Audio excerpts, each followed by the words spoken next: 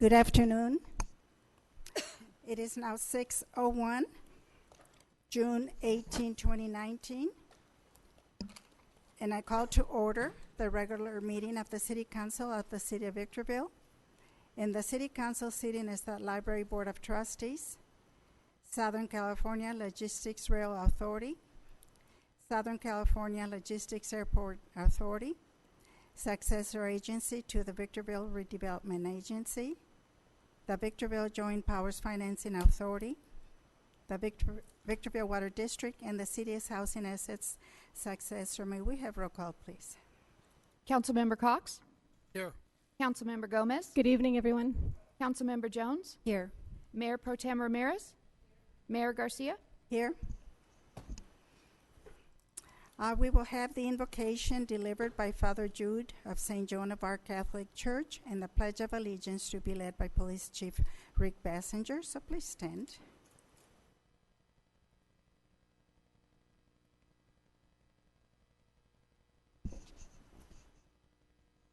In God we trust. Therefore let us pray. God of all creation, we come before you today to give you honor and praise. You are worthy of praise.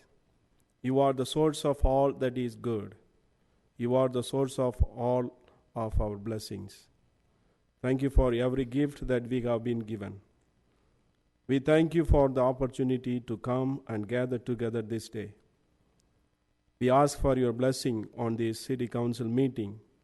We ask that you would guide and direct our meeting so that it is full of wisdom, productivity, and respect for one another. May our efforts be blessed with insight, guided by understanding and wisdom. May our personal faiths give us strength to act honestly and well in all matters before us. May God bless us all. Amen.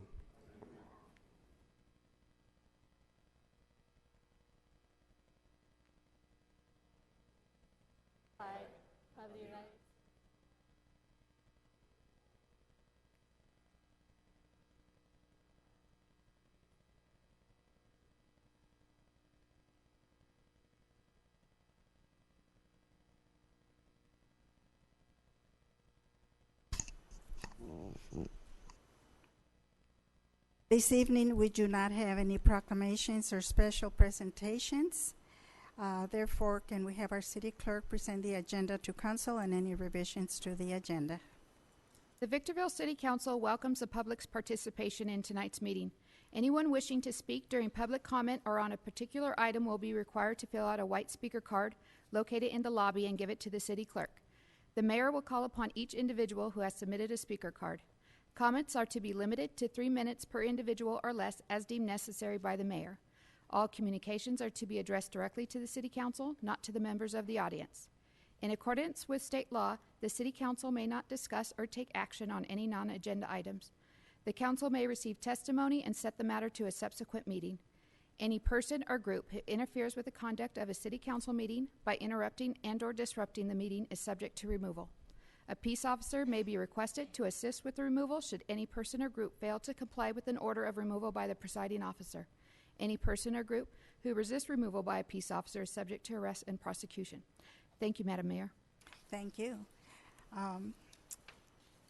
At this time, any item on this agenda that might be a conflict of interest to any council member, board member should be identified at this time.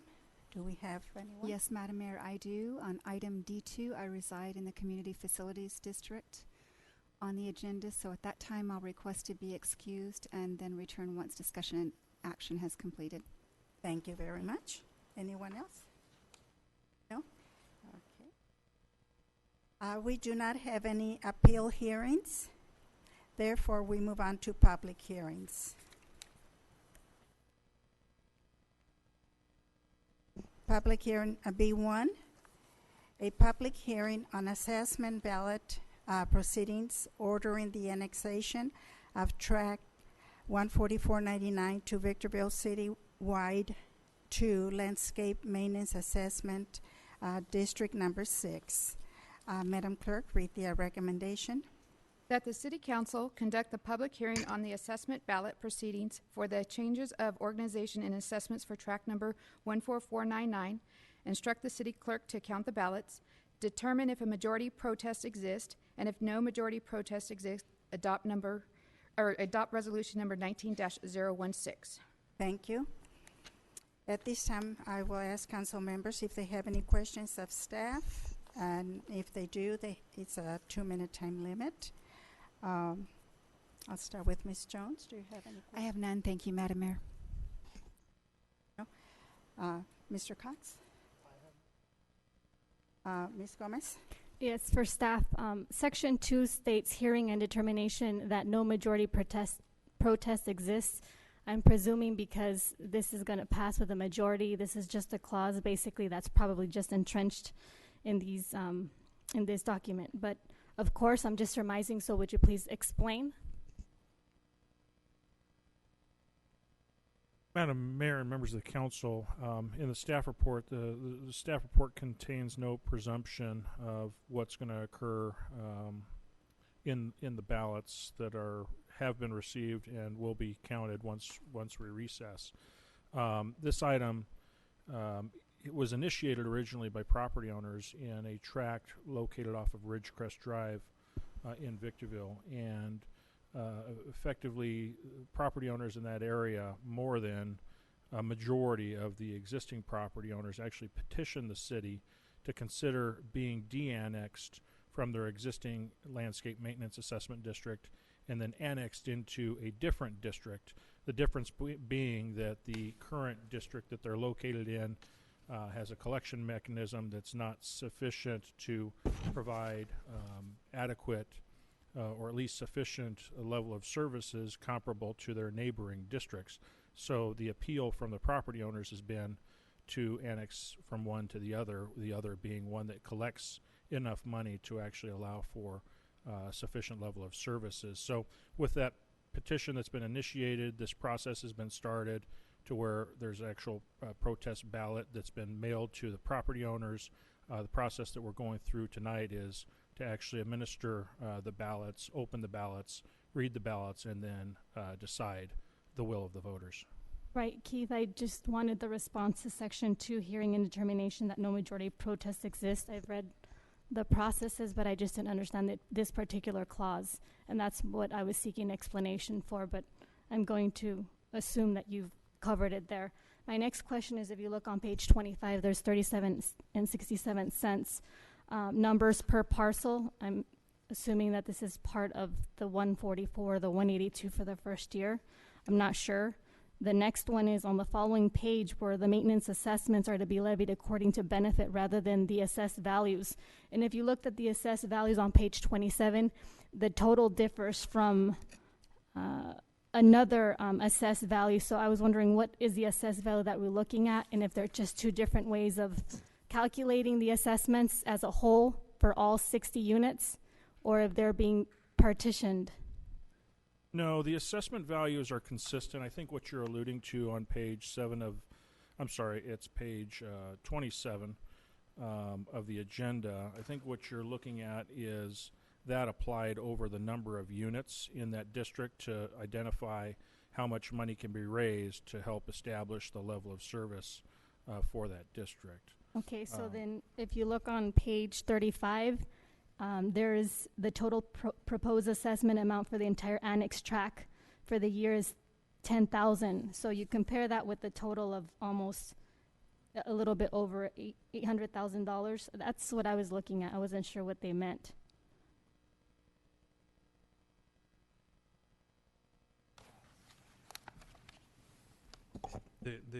The 800,000 is for the entire LMAD 6 area. So it's quite a few parcels. If you look down the list there, you'll see the total number of units totaling 6,074. And so what is on the amount of proposed assessment mean for $10,000 then? That's just this track. It's a yearly amount. I'm sorry, what was that? That is just for the tracking question tonight. It's a yearly amount for 60 homes. So what I hear is for 60 units, it's 800,000, and for 60 units, it's 10,000. No, for the entire assessment district is the 800,000. Going back to page 27, if you look at the number of units described in the table at the very bottom is certainly describing more units than the 60 that are being discussed in this ballot item. Okay, so will these figures allow for a reserve fund for LMAD 6? Yes or no? Do we anticipate? The Yes. answer is yes. We do anticipate reserve funds for LMAD 6? Yes, we try and keep a reserve as we only get the revenues twice a year, so we have to make sure we can, be able to fund our activities during those gaps between revenues. So does that mean that when we charge at cost, we elevate a certain percentage for there to be a reserve fund to be able to do Your time is up. Yes. Okay, thank you. Thank you.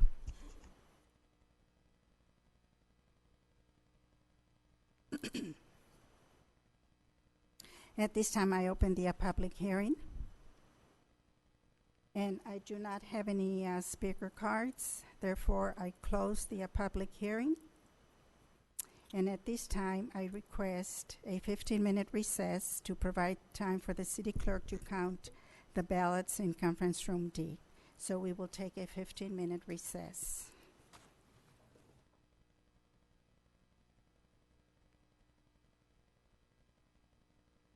We will reconvene at 6:28.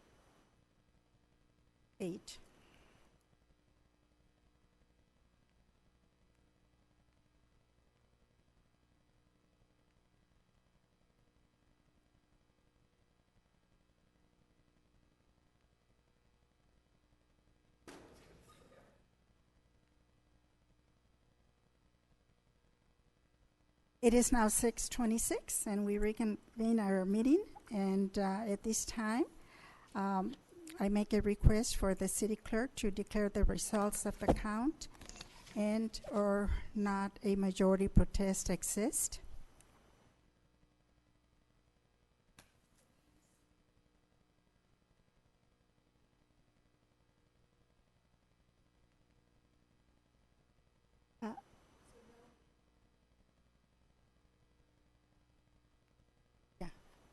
We received 22 in support and 7 opposed, which means the majority protest does not exist. Thank you. Then I need a motion and a second to approve the resolution number 19-016. So moved. Motion by Councilmember Jones, seconded by Councilmember Cox. Any further comments? Yes, if I may. With the passage of Resolution 19-016, the City of Victorville will have adopted and levied collections of assessment for the first year of $182.70, and every subsequent year thereafter $144.70, with no sunset or no deadline or determination of date infinitely, to be seen for 60 units of these property owners who will see this tax bill from track number 14499 to LMAD 1 for the fiscal year.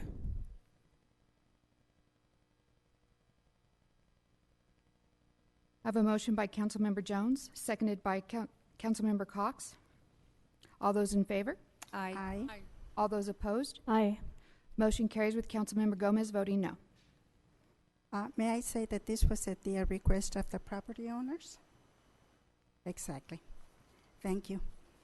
As a point of order, Madam, you're out of order. You had a question comment section where you could have done that after the vote, before the vote.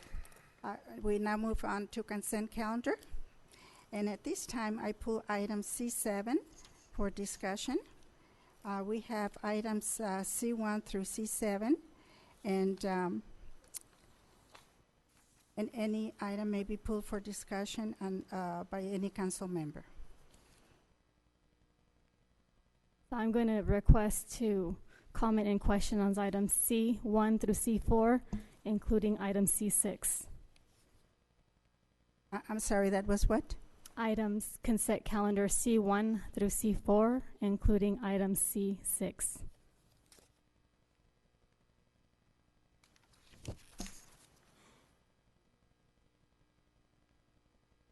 Does Madam Mayor invite a motion? So I move that the council take action in accordance, the council and the Board of Directors take action in accordance with the recommendation on item C5 and pull for separate consideration all of the remaining issues. Second. Motion by Councilmember Jones, seconded by Mayor Garcia. All those in favor? Aye. Aye. Aye. All those opposed? Motion carries unanimously. Would you please repeat the timing? Was it 3 minutes? For your questions, For consent calendar. 2 minutes for questions. Thank you.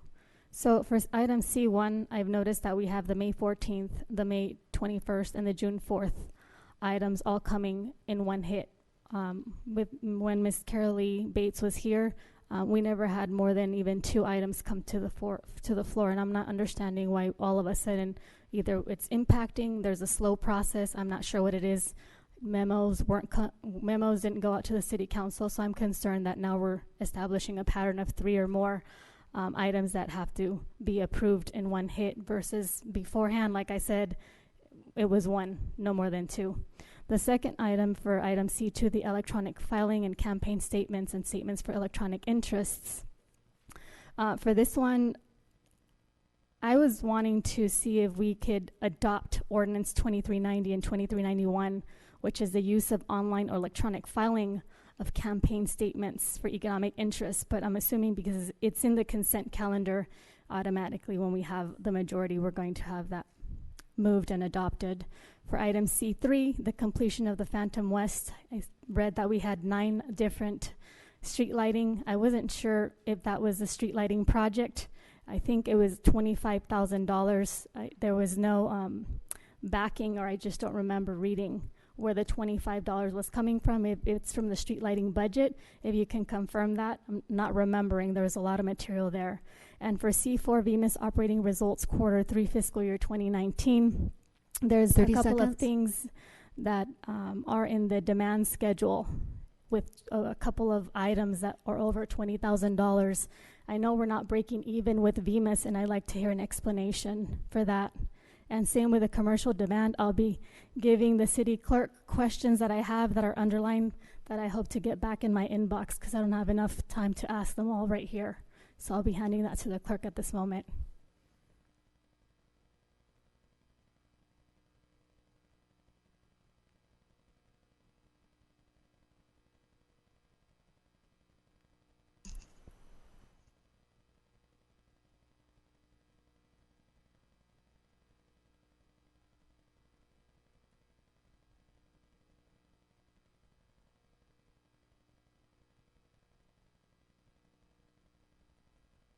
I do have one card for item C7. Ramiro Rodriguez.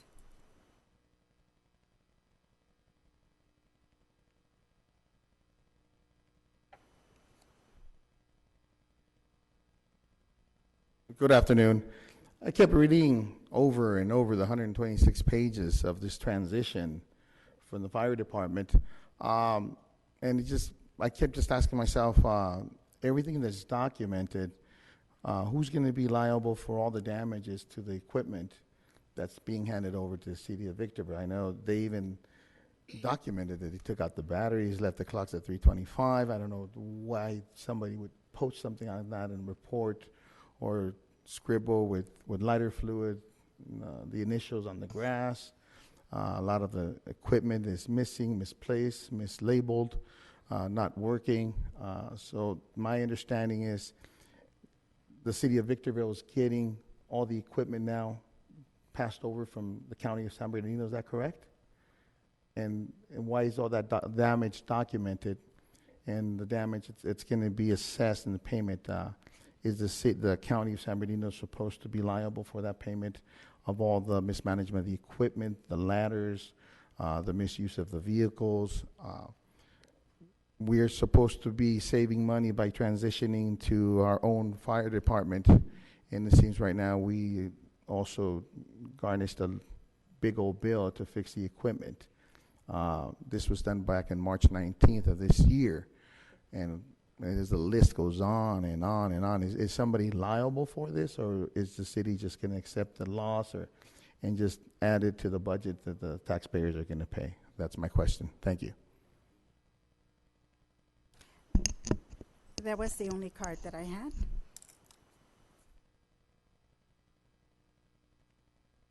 Motion?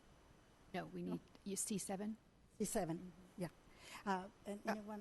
So I did have just one comment as it related to item C2, and then I'm presuming we're going to hear more about item C7. Yes. Okay, so on item C2, I am working under the understanding on that the reason that this appeared on the consent agenda is that it's effectively the second reading of the ordinances, and typically second readings can appear on the consent agenda. Is my understanding correct?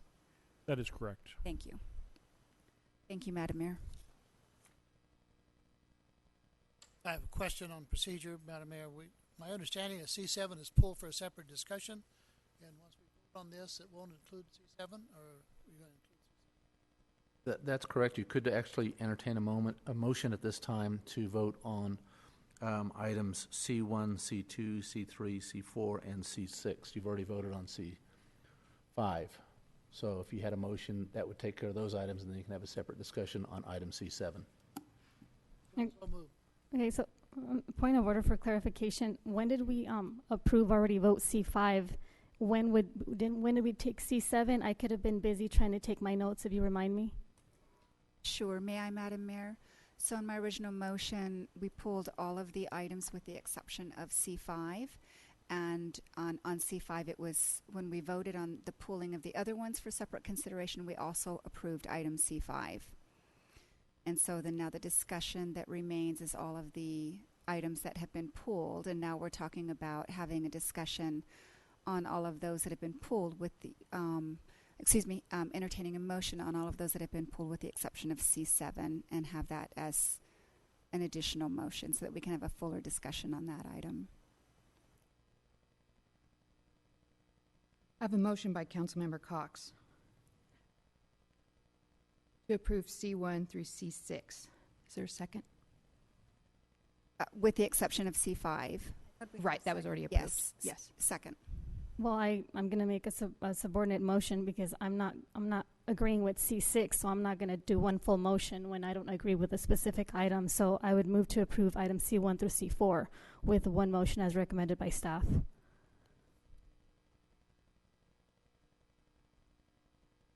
Is there a second? I'm happy to do that. The other way to do that, of course, is just to register that you're going to vote no on that particular item, and then when the rest of the council, so that when you do vote yes, presuming you do on the remaining issues, then it's already registered that you're registering your vote on C6 as a no. So we don't have to do additional motions, if that makes sense. Well, as long as C6 is a no registry for me, everything else from C1, C6, C4 is a yes. But if we're going to combine them, then it's a no for all of them. Yeah, it's in the policy manual that you can register a no vote on an item on the consent agenda. Even with one motion? That's yes. correct. Mm-hmm. So if you want the record to reflect you're voting no on C6, just the city clerk, indicate that to the city clerk. Okay. So then you can vote, and your vote will not be counted as a yes vote on C6. Got it. So I do have a motion by Councilmember Cox, seconded by Councilmember Jones, to approve C1, C2, C3, C4, C6. All those in favor? Aye. All those opposed? Make sure that my C6 is reflected as a no. Motion carries with Councilmember Gomez voting no on item C6. Is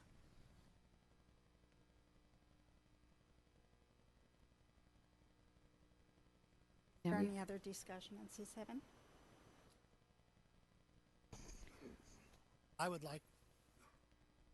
Madam Mayor, I'd like to have a discussion on C7. We have a report here from the...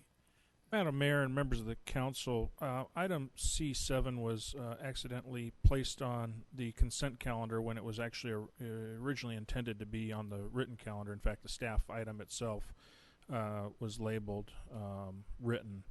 So with that, staff did plan on providing a brief overview as to what's contained in this report, and I'll eventually hand it over to Chief Benson to go into the better details.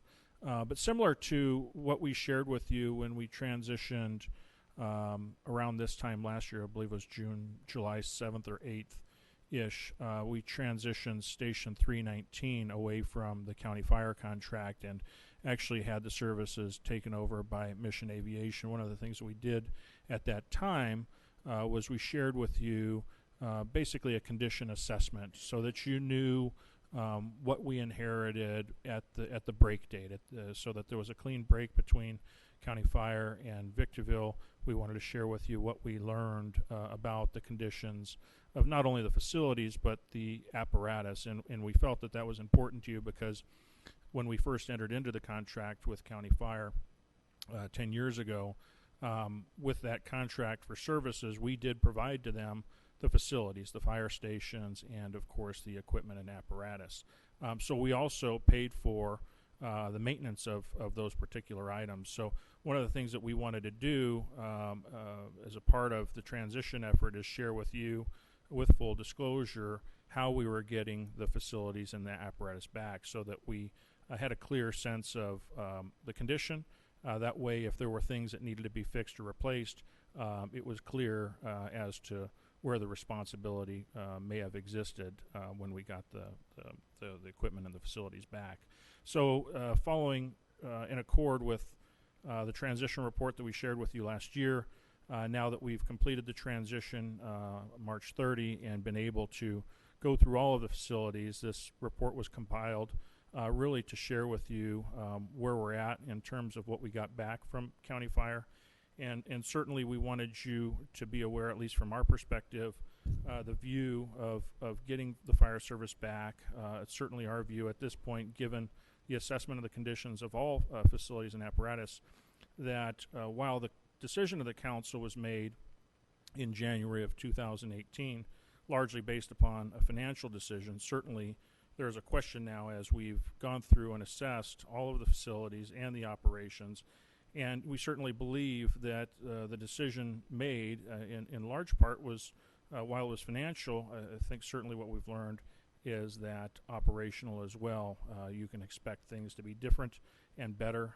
There's certainly some alluding to in the report that we paid for services that probably weren't rendered when you look at some of the basic conditions of how we received apparatus and facilities back. So I think that's a general preamble. I think the most important thing was this is effectively your document as to the break between us and County Fire.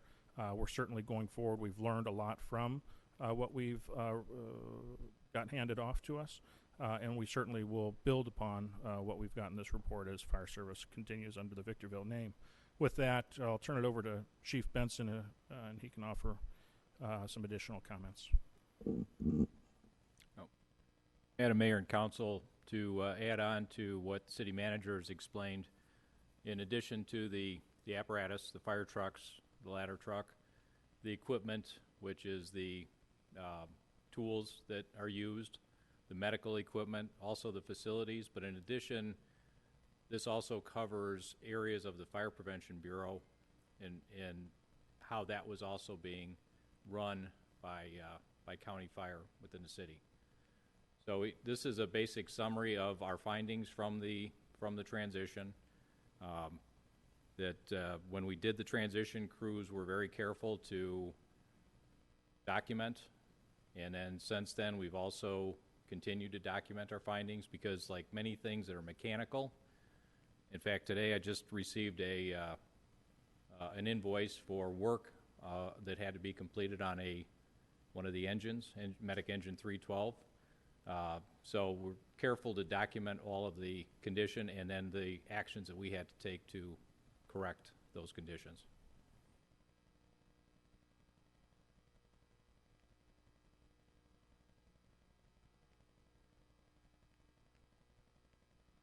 Jim, did you have something? I have a question to the chief and or the city. Notice that this is a status report. There are questionable damages such as the water.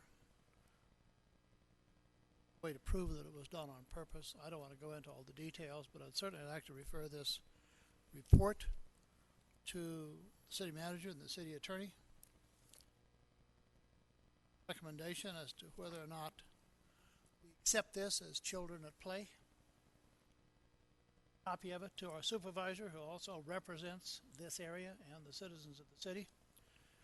See if aware of this kind of activities. I don't know how many contracts have come back to cities from the county. I'm assuming that boys were at play and using grass killer and maybe loosening a screw, but you know, these can be hazardous to the health of the firefighters that are there. To have mold created, which looks like it was done purposely, but we don't know that. So rather than speculate, I'd rather refer this to our city manager, the city attorney, and request the city manager, fire chief, to be included, to look at this, make a recommendation to the council. Expectation of the city manager, receive and file, or any action of the council? Right now, it's the position of the city manager that this be a receive and file. Certainly, and just to add, this is a report that actually has been shared today, in fact, with the supervisor. And we've shared it largely because I think our view is, over the course of 10 years, we as a city have effectively relied upon the contract and relied upon their leadership to manage the fire service. And I think our approach, at least my assessment, has been that our approach over the fire service has been hands-off because of the contractual relationship with County Fire to provide effectively the highest professional level of service. I think what we're effectively attempting to tell you here is that certainly no reflection of the actual men and women that actually labor in the vineyards and provide the essential fire service. I think really what you have here is a management and leadership issue. And the reason why we shared it with the county supervisor is because certainly we believe, given what we've learned in this report, and especially as they're going through the process right now of trying to find a new leader to run their department, it might be worthwhile. I know if I was in their position of leadership, I'd want to know if there are issues that need to be looked at in my department to where perhaps there needs to be a change in how we do business and or a change in culture.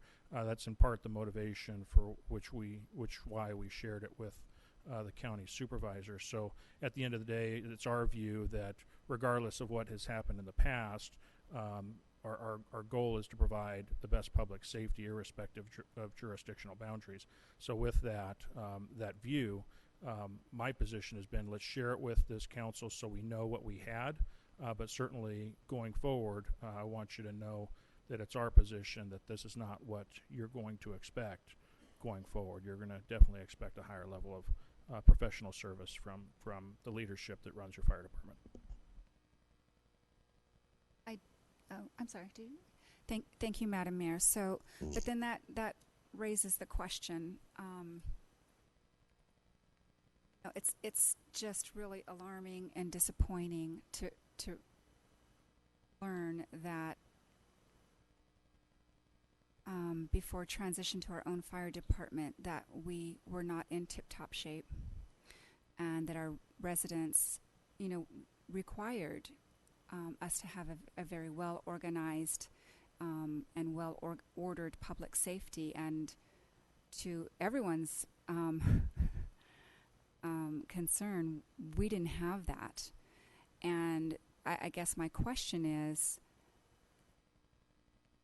though we receive and file this, we're not going to experience the savings that we anticipated when we transition to our own fire department. Will we get better service? I certainly hope so, and I'm looking forward to that.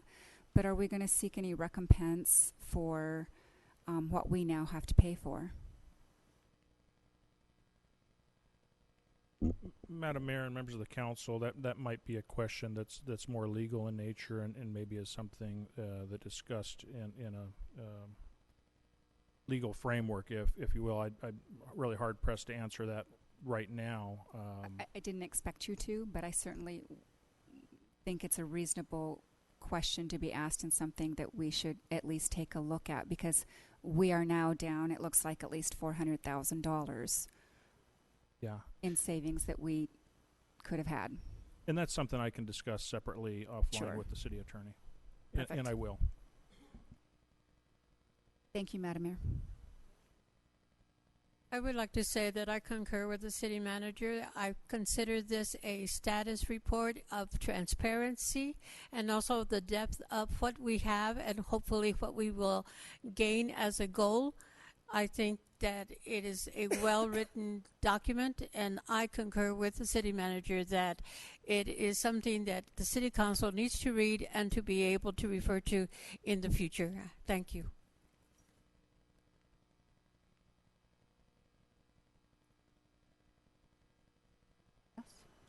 Yes.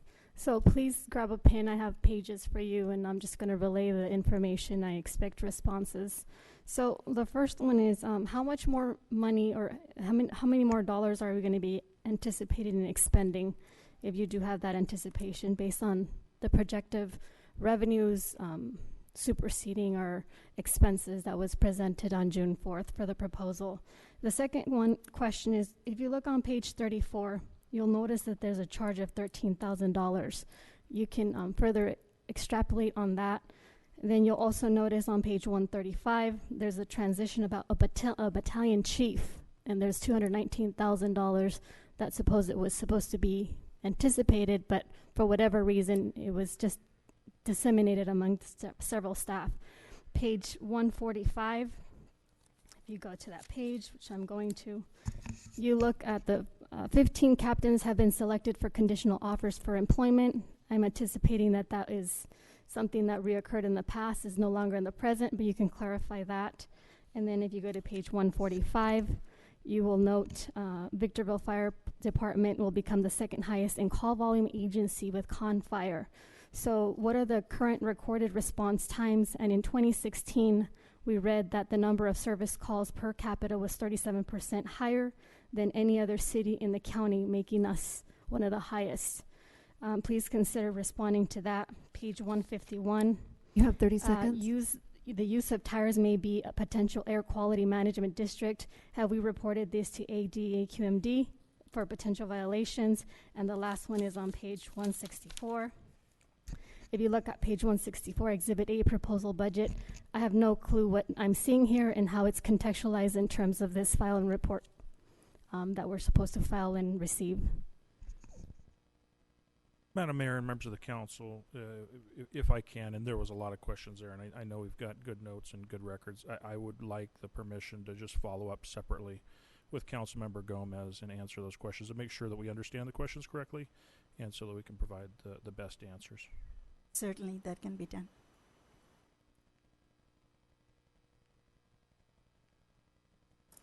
So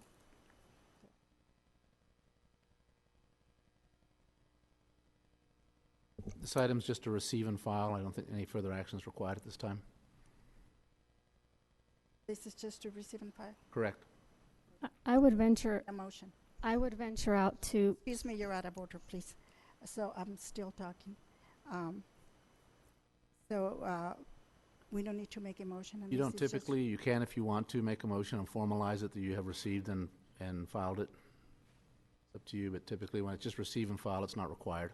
I would venture out to make that motion that for the sake of transparency, which is a vocabulary word that our constituency looks highly upon, is we bring this to the next agenda item as a written communication, and take it out of the consent calendar, because that could be a potential error that not only bites us back or nips us in the butt, but it's something that I think we can correct as we're listening to the error, which I don't know when it came about. So, Madam Mayor, it's already been, it's no longer on the consent calendar. It was pulled. So it is at this moment a separate item.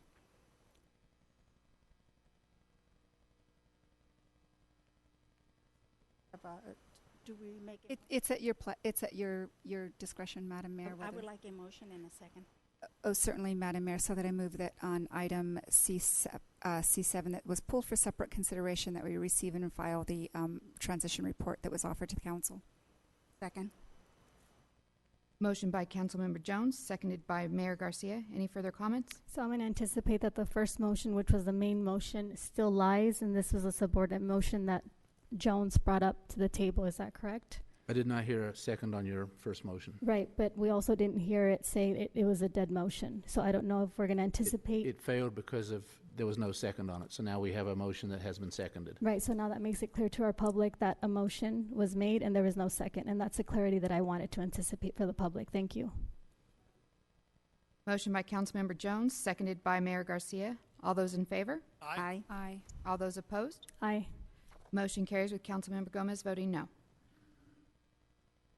Now we move on to written communications. We start with item D1, award of contract for filter vessel recoating and media replacement at El Avado Treatment Plant. Madam Clerk, read the recommendation. That the Victorville Water District Board of Directors approve the award of contract for filter vessel recoating and media replacement at Alivado Treatment Plant to ERS Industrial Services for an amount not to exceed $409,160. Thank you. At this time, I will ask council members if they have any questions of staff. 2-minute time limit. Questions of staff? And for me, Madam Mayor, thank you. No questions of staff at this time. Yes. Is this a new contract? Or is this piggybacked? This is a new contract. So our dealing with business with this entity would be starting today if it's approved. Is that correct? Correct. So I have one other thing. If the filter's coating life is 10 years, why were we not either anticipating or bringing to the agenda something of this nature so that we don't have to accrue any arsenic or all these little things that end up coming up? I'm anticipating that staff is always on track when it comes to it's a 10-year life expectancy of anything, but to go 3 years beyond and make something a little bit more harsher, it really kind of says to me, do we have a checklist of sorts? And if that's not the case, what was anticipated in this particular item with the coating? Certainly, the filter vessels were inspected last year and we're still in somewhat decent shape. So we try and extend the life as long as possible, as this is a significant cost. Thank you. So, Madam Mayor, may I? So, and it's correct that with the correct me if I'm incorrect, that with the damage that ensued in the last year, that the filtration system that we have in place would have captured any of the erosion of the paint, etc. So there was no risk to our people. Correct. There was no breakthrough or anything of that nature, so no risk of the public and nothing in the water system. Perfect. Thank you. Well, then in that anticipation, when you have arsenic in water, there's certain amounts of levels that are allotted or allowed within the water system before it's, violations of sorts. So in anticipation of Mrs. Jones, I presume that she meant there was zero arsenic. But reading this article, this documentation, there was levels of arsenic, but not enough that would cause any harm or any damage. That's my clarification. Yeah, it's kind of a separate issue. The arsenic we remove is somewhat separate than the coating on the vessel. So, but we treat down to below the acceptable limits for arsenic. Thank you. No further questions. Thank you. I think those were all the questions. Thank you. I do not have any speaker cards on this item. Therefore, I need a motion and a second. Staff recommendation. Second. Motion by Councilmember Cox, seconded by Councilmember Jones. Any further comments? All those in favor? Aye. All those opposed? Motion carries unanimously. Item D2, confirming the annual special tax amount to be levied in Community Facilities District CFD 01-01 for fiscal year 2019-2020. Madam Clerk, read the recommendation. Councilmember Jones? Thank you. I believe Councilmember Jones has a conflict on this. I have a conflict of interest. Oh, I'm sorry. I'd like to be excused and be called back once the item has been... Is this the item? Yes. Right. So I wish to be excused, and I'll return once the item's been completed. Thank you. Thank you.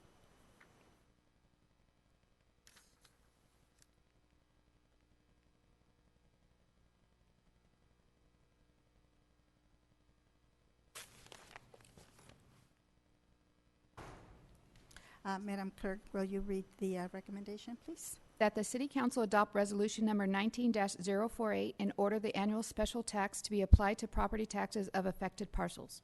Thank you. Council members, do you have any questions of staff at this time? Yes.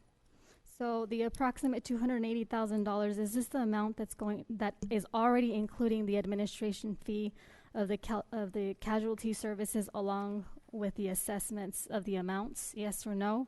That's my first question. The second question is, the detailed report shows how many units. They're not enumerated. I didn't venture out to count each one. I'm presuming that staff has that number at hand. Again, that question was, the detailed report show how many units, houses that are being affected. My third question is, what authority, process, and procedure does the City Council have to modify this resolution 19-048, section 2? And you can see that on page 247, where there's an authority. If you can explain that. And my last and final question for this one is the fourth one. Do the special taxes cover the same special circumstances that, or the elements that are covered with the LMAD 6? Yes or no?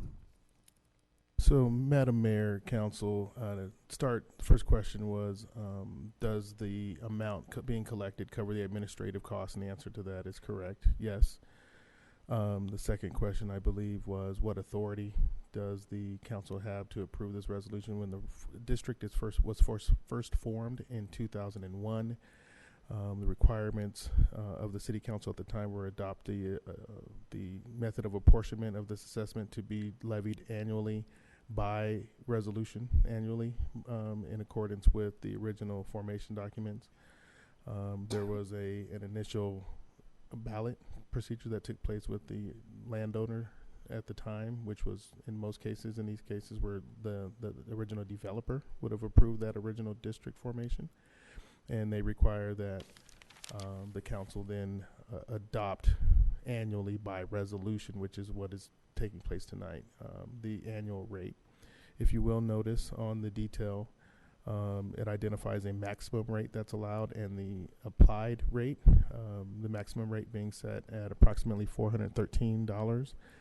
The applied rate is $319, which is less than what's maximum allowed based on the original formula. And the parcel count, to answer that question, it's listed on page 264, page 17 to 17. It's 899 parcels that are affected. I'm sorry, would you repeat that? Page 264 of the agenda. There's 899 parcels affected by the district. And then the last question was special taxes. Is that the same circumstances with LMAD? LMAD 6? No, actually, CFD taxes are governed by a separate government code than how lighting and landscaping districts are formed. Lighting and landscaping districts are formed under the guidance of the 1972 Act, which is a different area of the code. CFD legislation was formed in 1982, which is it's just governed under two separate sections of the government code. In this particular case, no, there aren't similar improvements being funded by the separate districts. So you have mostly just debt service that was utilized to fund infrastructure projects identified by the original developer in 2001, and that's what's being funded here, whereas for the landscape district, it's the landscaping, the perimeter landscaping for the properties. Thank you for that clarification. And Madam Mayor, if Councilmember Gomez, the next item, D3, is a similar approval, so if she may have similar questions, I'll be available to answer those as well. Thank you.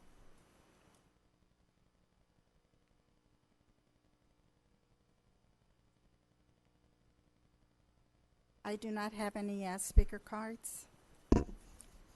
Therefore, I need a motion and a second to adopt resolution number 19-048. Second. Motion by Councilmember Cox, seconded by Mayor Garcia. Any further comments?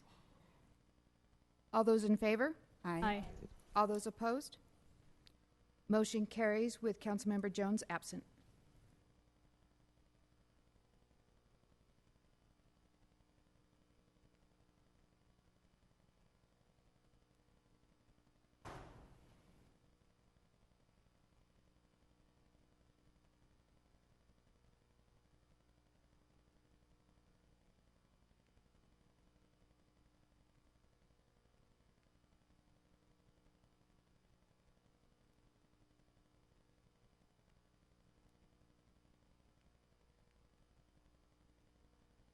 Now we move on to item D3, confirming the annual special tax amount to be levied in Community Facilities District CFD 07-01 for fiscal year 2019-2020.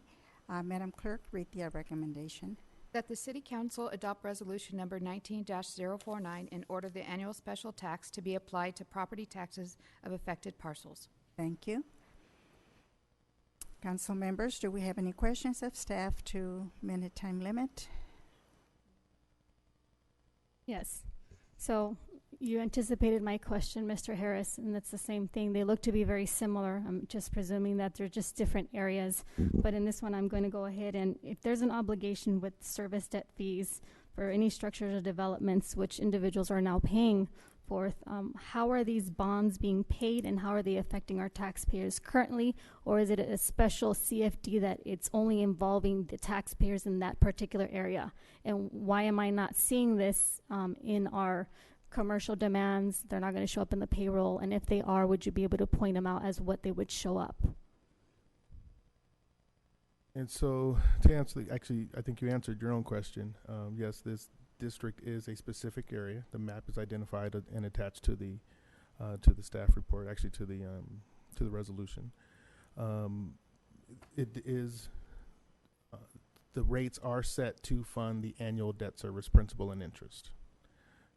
We serve, as the city, we serve as a fiduciary over this fund, or over this district, in which we collect through the county tax rolls the amount that you see identified as the charge on the detailed list there, and then yes, we send the money to the trustee at the time the debt service is required to be paid, and you will see that on our wires identified on your actual warrant.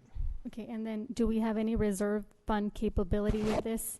And then I'm assuming that this was a 30-year bond loan versus correct. Why wouldn't we have adopted a 20 versus a 10? Was it the scale of money, or how was that even determined? I think at the time that the bonds were originally issued, the idea is to, one, the developer to collect enough money that they can to finance the infrastructure required to complete their project, but two, come up with a length of term of the debt payback that doesn't overburden the residents. And typically in these cases, a 30-year payback scenario is the most appropriate, as to not have the rate annually be so high that it would overburden the residents for the 30-year period. And so, so it is a 30-year period, and I think that answers your question. And then the reserve funds? Oh, I'm sorry. And so, in this particular case, the reserve funds are held with the trustee, and so that we don't locally hold those reserve funds, but there were originally reserve funds established at the time of the issuance of the bond, set aside with the trustee and held and maintained and invested by the trustee. Is there any law or controlling documents that would state what percentage of reserve funds, or that's just optional? It could be zero, it could be more. Oh, in the case of these types of districts, there's usually a 3-tiered rule that you would use, which determines the original reserve fund amount as well as the maintenance amount. In most cases for these CFDs, that original amount that's set up, it becomes your maintenance amount. So it's maintained at that same amount for the term of the bonds, and the interest that accrues in that reserve fund is then deposited to the bond fund and made available to pay debt service. Thank you. No further questions. Anyone else? No? I do not have any speaker cards, therefore I need a motion in a second to approve resolution number 19-049. So moved. Second. Motion by Councilmember Gomez, seconded by Councilmember Cox. Any further comments? Yes. So is the motion to include the ordering of annual special tax to be applied to property taxes for the affected parcels? So moved includes anything the staff recommended. There's no alterations or modifications. I'm sorry, I'm not. It was just the approval of the motion was to approve the resolution, and there was no mention made of the annual special tax to be applied. Second prong of the recommendation. So, so moved means everything that staff has recommended So from the moved beginning. means so, no, it's a legitimate I'm giving question. you, I'm providing you the interpretation, but if you would like me to spell it out, I don't have an issue. No, But that's actually what what it so means. moved means, if I could be bold enough to clarify, is when the chair is looking for a specific motion, that's what's stated. And if a council member agrees with that, then you're simply saying so moved as to what the chair said. It's not the full staff recommendation. They're two separate things. So for clarification, for the last 2.5 years that I've been here, this has been normal protocol. If you want to change it, that's your prerogative. But like, as I stated, and I'm not changing it, what I can do is go ahead and read the resolution 19-049 map, attachment, and as recommended that the City Council adopt resolution number 19-049 and order the annual special tax to be applied to property taxes of the affected parcel. Nothing added extra, just whatever staff has recommended. No, and I understand my what you're motion. saying. It's just, Madam Mayor, if I may continue, is procedurally, to be very precise, when someone says so moved, it's what the chair has invited in terms of a motion. It's not the full staff recommendation. Councilmember Jones, That's procedurally correct as regards our adopted parliamentary rule. Councilmember Jones, I appreciate your interpretation. My interpretation has been clarified as to what I meant, and I've established that if you would like to change it and not second it, that's your prerogative, but I continue so moved, which meant what I just stated. If you want to reinterpret it differently, you can go ahead and say that. But like I said, so moved in my interpretation meant what I've just stated. I don't think we need to mince words. That's fine. If the vocabulary, council wishes to intentions, go, or ideologies. Sure. Thank you. It's not ideologies. It's a I matter of fact. appreciate it. Thank But you. if the council is fine with the definition of so moved that has been intended here, I'm good with that. I needed a motion and a second. It's I have already a- been motioned and seconded. I have a motion by Councilmember Gomez and a second by Councilmember Cox. All those in favor? Aye. Aye. All those opposed? Motion carries unanimously. Now we move on to item D4, contract renewals, annual supply and service agreements. Madam Clerk, read the recommendation. That the City Council and Board of Directors award contract renewals on the annual supply and service agreements to various vendors for the fiscal year 2019-2020 per the adopted budget on June 4th, 2019. Thank you. Again, council members, do you have any questions of staff? And this is a 2-minute time limit. I have none. Thank you, Madam Mayor.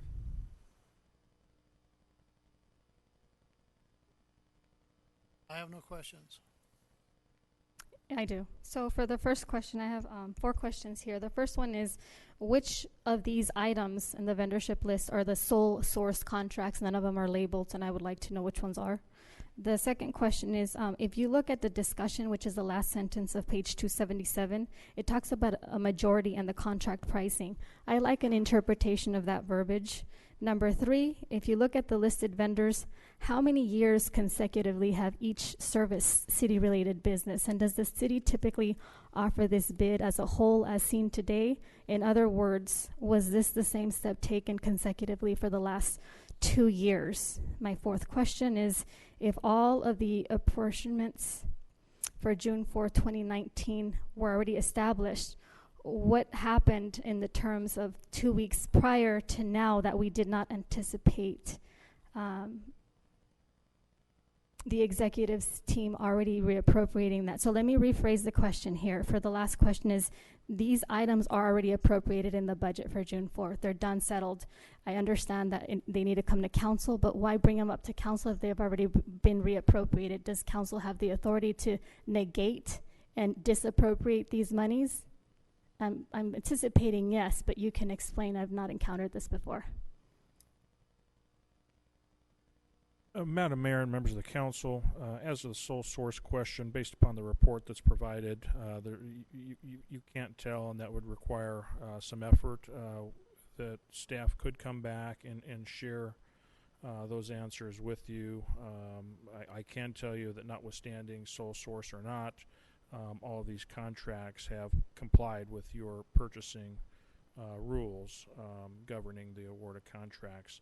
I think question number 2 I didn't quite get, but I think 3 and 4 I can kind of lump together, where the question was asked how many years have they been under contract. It's hard to answer that for just the voluminous nature of vendors here.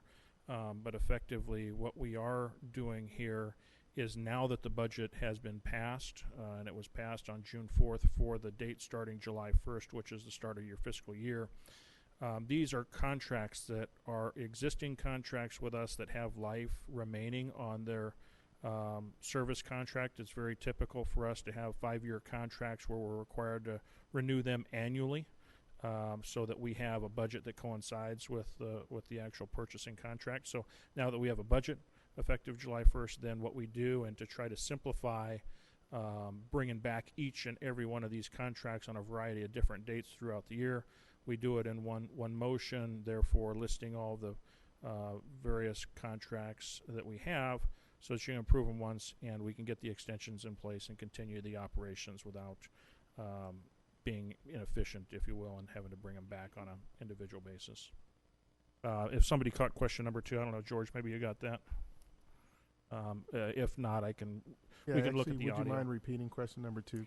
So in the discussion it says, with and a the- majority have agreed to honor the contract pricing with the inclusion of new state regulations involving the Department of Industrial Relations prevailing wage requirements, SB 854 and AB 219.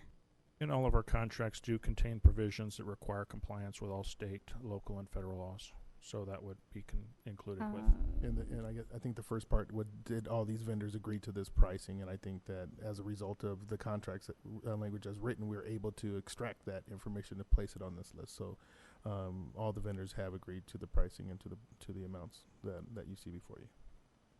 And as I think, the city of Victorville is a business, and as fair as we can be, I think we shouldn't just anticipate that all these vendors automatically get the $94,000 contract, $1.2 million contract, $120,000 million, $500,000. To me, we are looking at the best interest of our community. And so when we get these contracts where I can anticipate, for example, one of our participants being with us for 20 years, Your time I is would up. presume that we would make a change.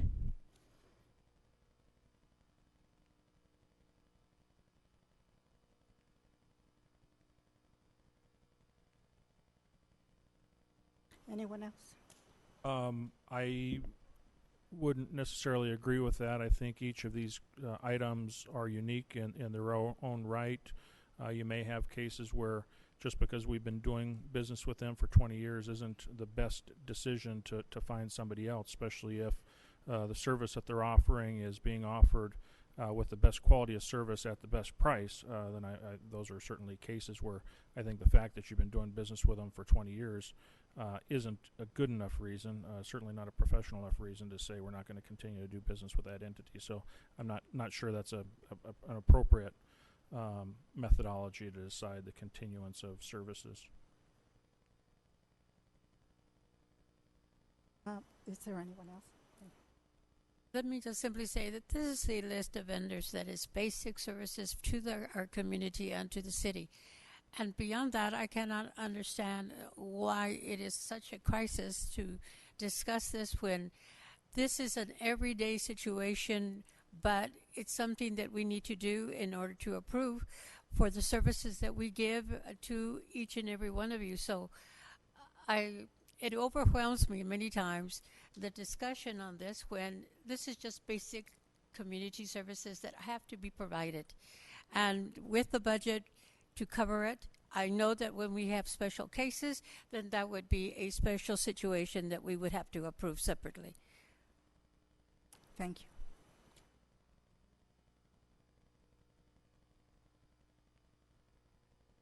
I do have one card.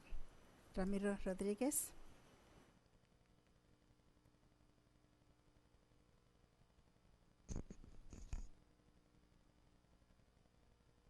We don't deny certain services certain companies supply good services for many years, but on behalf of capitalism, it's up to us to ensure that there's somebody else that does a better job. Just because they're doing a good job for 20 years doesn't mean there's nobody else out there that can do a better job for less price, or might even do an even better job for more price. But if you don't search out and send out feelers to these companies that we are looking, then how are we going to know? So capitalism is not so much of a service, but it is how business is run and how the world is run. So there's a lot of people out there that provide the same kind of services, maybe even at a better price or maybe even more price, but we can get more services or better services. Doesn't mean it's going to be cheaper. A lot of times when you bid out construction buildings, or it doesn't matter, you don't go with the cheapest one, you go with the best one that builds quality. So in my behalf, I'm saying for these companies, competition is good. And that's what we're all looking for. The competition keeps everybody on their toes, providing better service. Thank you.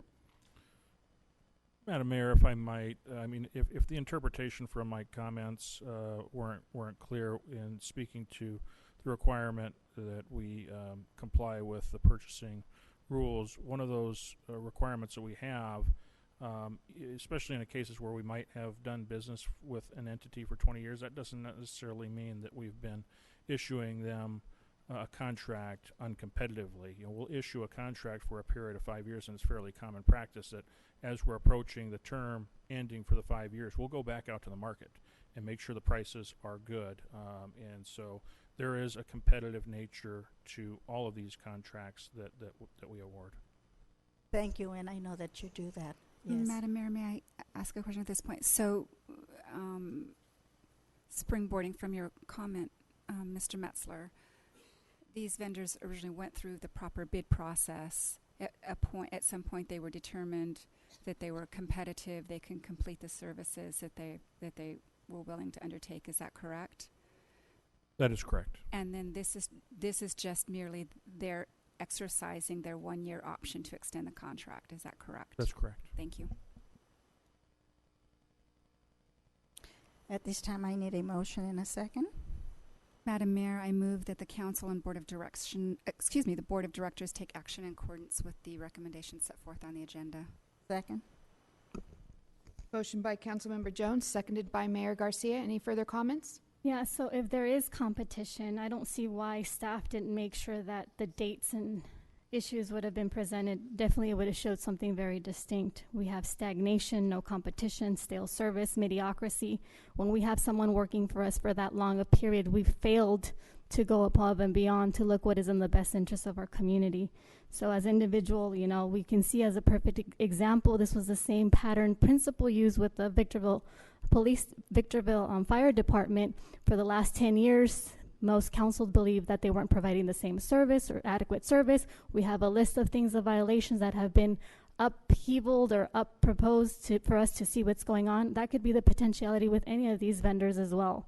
So the reasoning still stands, whether it's called professionalism, loyaltyism, whatever isms are, or whatever craft is. You got to make sure that you understand that our audience has a different perspective from a CEO that we have in the city. Accordingly, the same with council members and our staff that's out here. So not everybody thinks the same, and that's the privilege that we have to be able to enunciate what it is that we want to say without hopefully clashing, but that's an opinion that we would like to share and base on the record. There's no attacks here, just merely what we've perceived. Any further comments? Motion by Councilmember Jones, seconded by Mayor Garcia. All those in favor? Aye. Aye. All those opposed? Aye. Motion carries with Councilmember Gomez voting no. Now we move on to item D5, City Property Insurance Renewal. Madam Clerk, read the recommendation. That the City Council and Board of Directors approve an additional $57,763.20 in order to be able to pay the required city property insurance renewal as needed to protect the city's approximate $191,345,099 total insured valuation for its facility, vehicle, and equipment assets. Thank you. Council members, again, any questions of staff? 2-minute time limit. None, thank you, Madam Mayor. Yes. In regard to paying the insurance renewal, is there a weighing so that if we pay more, it automatically goes up? If they pay less, we get a rebate? Does that come into play at all, or is this just a flat insurance policy?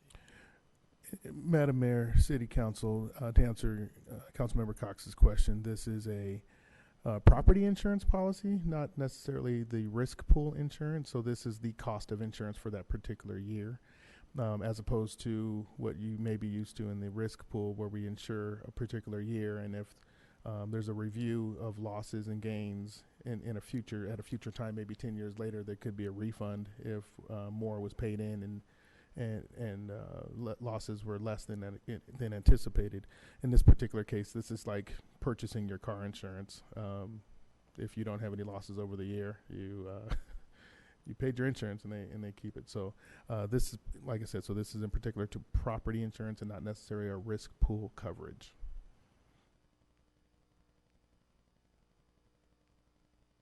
So it's not this, I know workman's comp for one, you know, if you don't have any accidents or claims or anything, but it has to be a period of years, and then you start getting That's correct. So in those situations dividends. like work comp, you would pay a premium based on an actuarial amount, and after you have claims in that particular year, those claims are managed over a period of multiple years.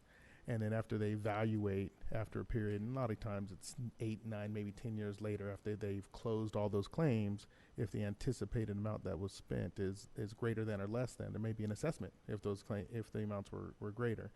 If it's less, then in a lot of cases, and City of Victorville actually has a great track record in that regard, and we typically do get refunds after a period of years. That's not this type of insurance. This is the type this is straight liability, property protection. and I understand that. Thank you very much. I think it's just worth noting that the insurance goes up in this case, not because of our losses. That is absolutely correct. Other losses. Yeah. So if you read the detail in the back, they identify why this very steep increase occurred. Namely because of the history that's been established in California and the Midwest. And so this is the excess insurer who's insuring more than just the City of Victorville. They're insuring, in a lot of cases, most public agencies, and even some private companies as well. And so when you add up the wildfires, earthquake damage across the whole spectrum of property that's being covered, they did a reassessment and figured that they needed to charge slightly more in this particular year. It's just unfortunate that we didn't discover this, or they didn't actually notify us of the increase until after we had adopted our budget at the last meeting. So I believe I was provided this increase almost the morning of that we adopted the budget, and so it was impossible to include it at that time, which is where you would have typically seen it. You would just have seen it as part of the budget document, but it came to me late. That's why it's now being presented to you tonight. It's understandable that does happen. Anyone else? So as a case in point to the former agenda, is there any reason why the risk assessment and the inquiry to the property insurance came in 2 weeks later, when on June 4th, the adopted budget went through? Now we see that staff budgeted for an estimate of 12% with an increase. The premium is now 22.8%. Was this anticipated? It was not, which is why it's being presented to you tonight. So this goes to show how a council member can perceive the reason why, if something cannot be forecasted or something cannot be proactive, perhaps those types of awards to our service providers need to be double checked and triple checked as to what is, if that's going on. I don't remember council receiving any memo in terms of staff anticipation or any kind of convening to let us know that they're actually working for the best of what is in our city. And that's no response required. That's just a rhetorical question on my behalf.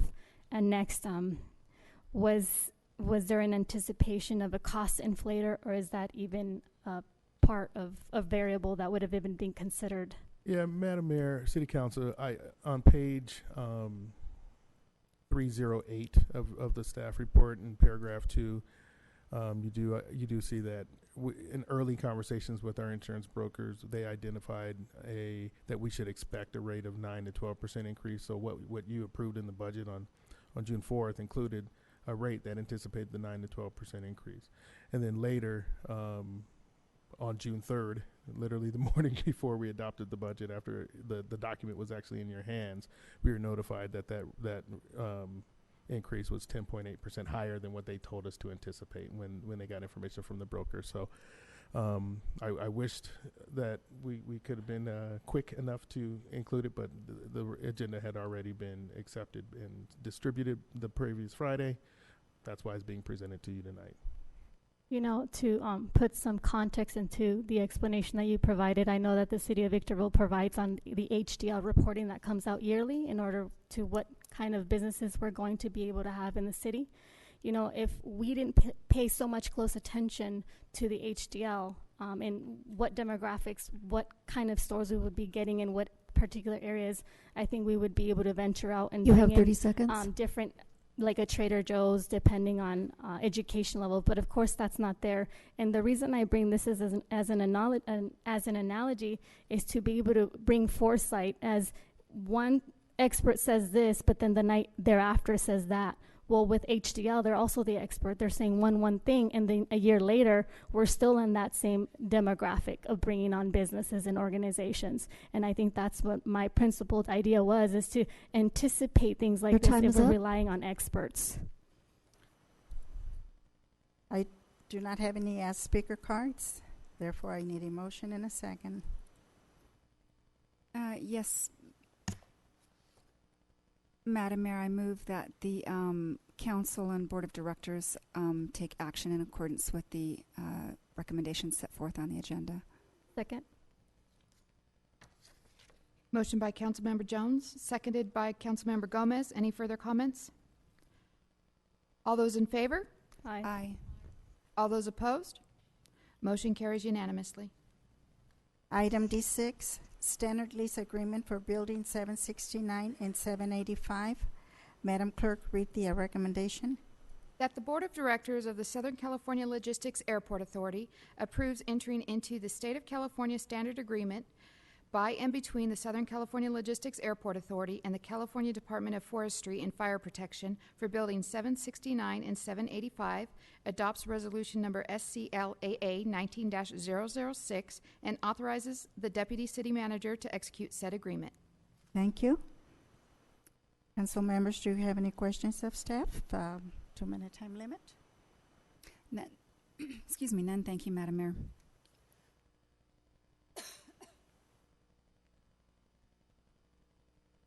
Yes, this is in anticipation of item D6. Did you have something, Ms. Jones? I don't. Thank you. Approximately $216 million in revenues. How about you, Jim? No, they don't have questions. They already told you. Excuse me, don't be interrupting. They me. already told you. I'm talking to Jim. I have nothing. They don't have any questions.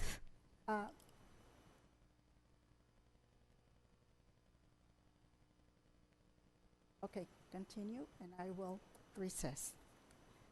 I'm sorry, I didn't get that. You're gonna recess first? This is your second warning. I'm sorry, would you repeat yourself? Okay. Because I'm not understanding what you need. 3-minute recess.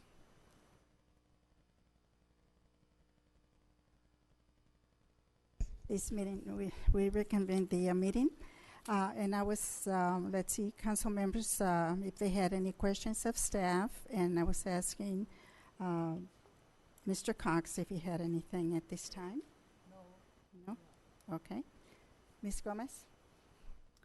So this is a question in terms of why another amendment. June 4th we proposed. Before that we had a workshop, but now we have an amendment to our proposed budget. So we have approximately $216 million in revenue. We have $219 million in expenses. That was about 2 weeks ago. So how is it possible that our finance department did not foresee another amendment? This is the second item that modification to the budget is being publicly announced. As a council member, I have received no memos, no staff reporting as to convening of a modification, or no explanation of such to consider any amendments that are going to be considered tonight. Again, and I'm going to repeat this loud and clear, another method of no stable transparency, and I don't expect clarification on transparency either.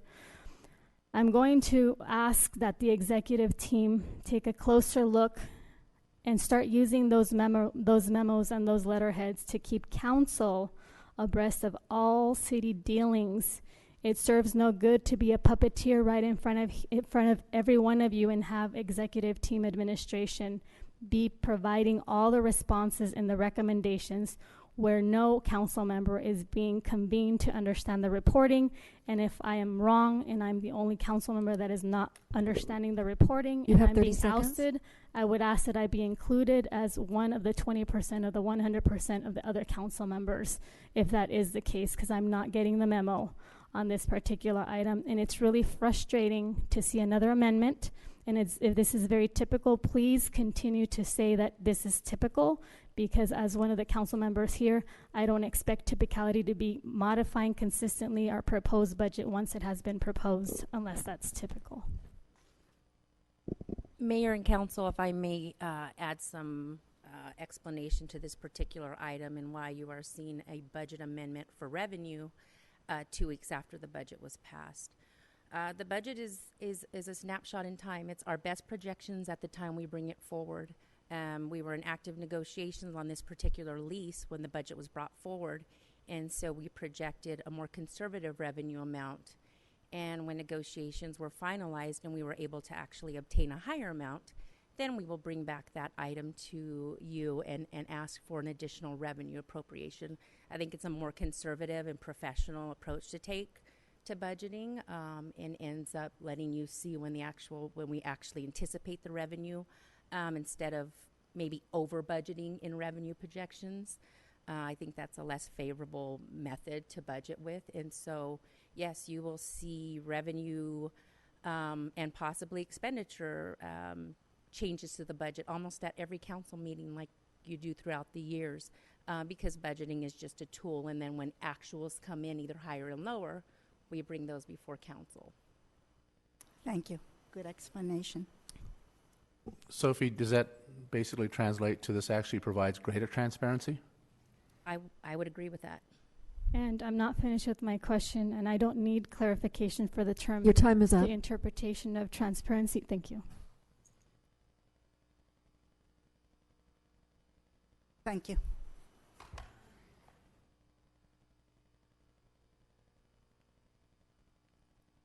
I do not have any speaker cards on this item. Therefore, we need a motion and a second.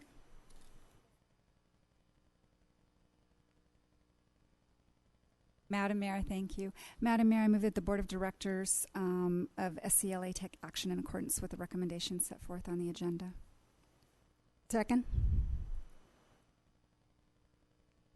Motion by Councilmember Jones, seconded by Mayor Garcia. Any further comments? Yes.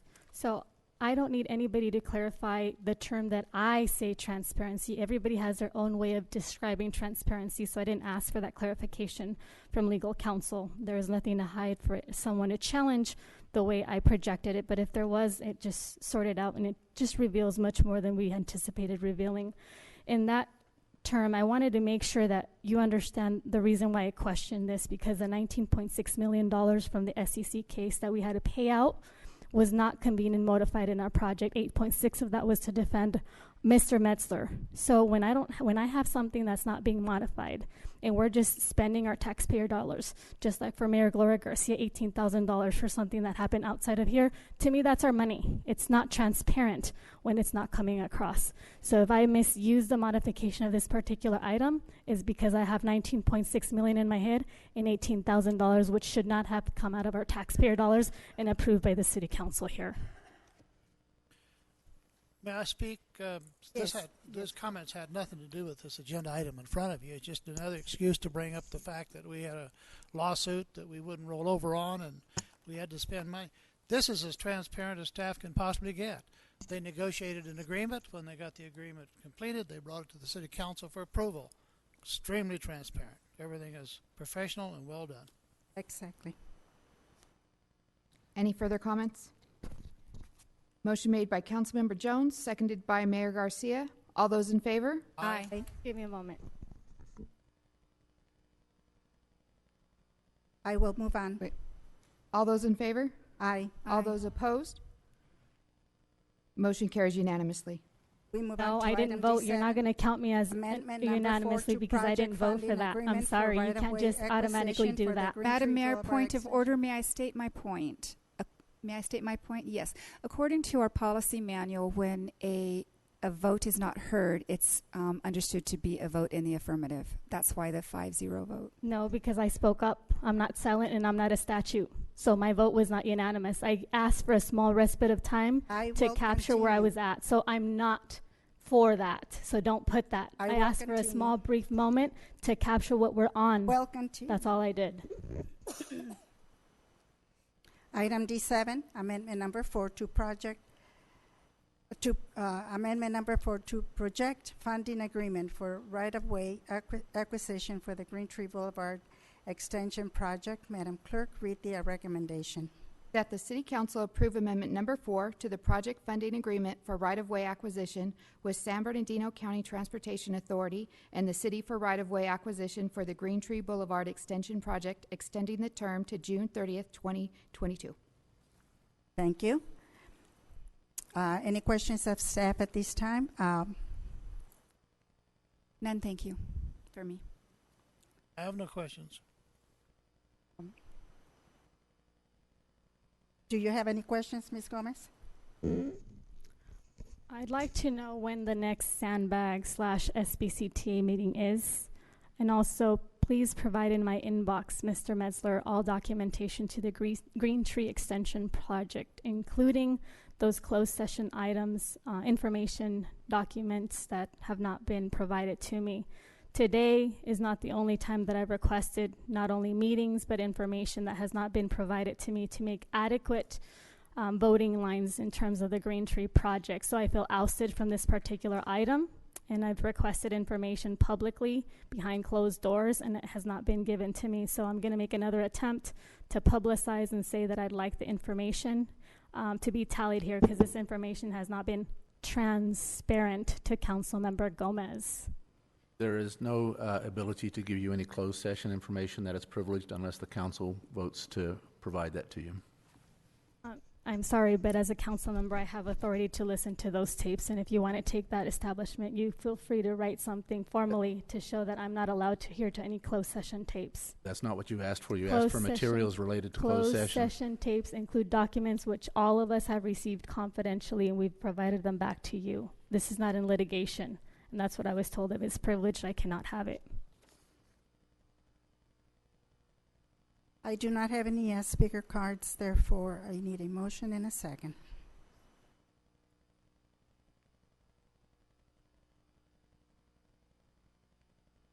I move that, if you're ready for the motion, Yes, I am. as staff recommended on the for the Green Tree Extension Project, amendment number 4 to the project funding agreement. Please note, this has been in the works a long time, and this has come from the county transportation in regard to transportation authority as regard to funding. So. Second. Motion made by Councilmember Cox, seconded by Mayor Garcia. Any further comments? Yeah, I asked for questions and they were not responded. Is there a reason why when I ask a question, I don't get a response during the allotted time? Is that like the silent treatment, or what is it? Or did you guys forget? I did ask questions, but no one answered my questions. It was not understood that you asked. Yes, it was, because once we established council members have any questions, and I ask for questions and no questions are revealed, it's starting to show something about our council here. I could have made a comment right here, right now, and that's my comment. My questions were not answered. It was a very simple question. When Please is the put your next meeting for question. SBCTA? I don't have to repeat them during the comment section. It's automatic. Mrs. Jones, this would be perfect for you to say policy states when we ask questions that we get the questions rendered, and it wasn't. It was a very simple question, the next SBCTA meeting. Mayor Garcia, it'd probably be okay if Mr. Gangler wanted to answer the questions that were asked previously. There is a Mountain Desert Committee meeting this coming Friday in Victorville, and I don't remember the date of the next board meeting, but typically the board meeting is the first Wednesday of the month. So that should be the July board meeting. Because the information is truncated, I would appreciate the exact locations and times, if you don't mind, Mr. Metzler, providing that in my inbox. I will be sending out an update. I usually send a monthly update in advance of the Mountain Desert Committee meeting and also the board meeting, and I will be sending one out before Friday to City Council. Thank you, I appreciate it. Thank you. I have a motion by Councilmember Cox, seconded by Mayor Garcia. All those in favor? Aye. Aye. All those opposed? Aye. Motion carries with Councilmember Gomez voting no. Item D8, project funding agreement for construction for the Bear Valley Road overhead at BNSF Railroad Project. Madam Clerk, read the recommendation. That the City Council approve the project funding agreement with the San Bernardino County Transportation Authority for the Bear Valley overhead at BNSF Railroad Project for the construction phase, authorize the city attorney to make a non-substantive revision to agreement, and the Bear Valley Road overhead at BNSF Railroad Project to the city's development impact fee road list. Thank you. Any questions of staff at this time? Ms. Jones, do you have anything? None, thank you.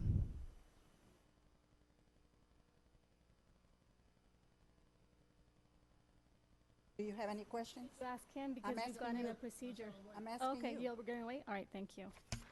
So I look at this item, and I'm not sure if the Bear Valley Road Bridge over BNSF Railroad is what we have been talking about over the last couple of months, and if that's the case, if you can confirm. I don't have any question, but I'm just thinking it is what we've been discussing in the former months.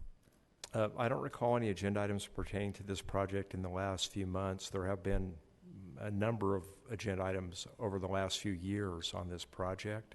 We did have a right-of-way acquisition for easements and an agreement with BNSF Railroad, and I don't recall when the last agenda item was, but this has come to City Council before regarding this project.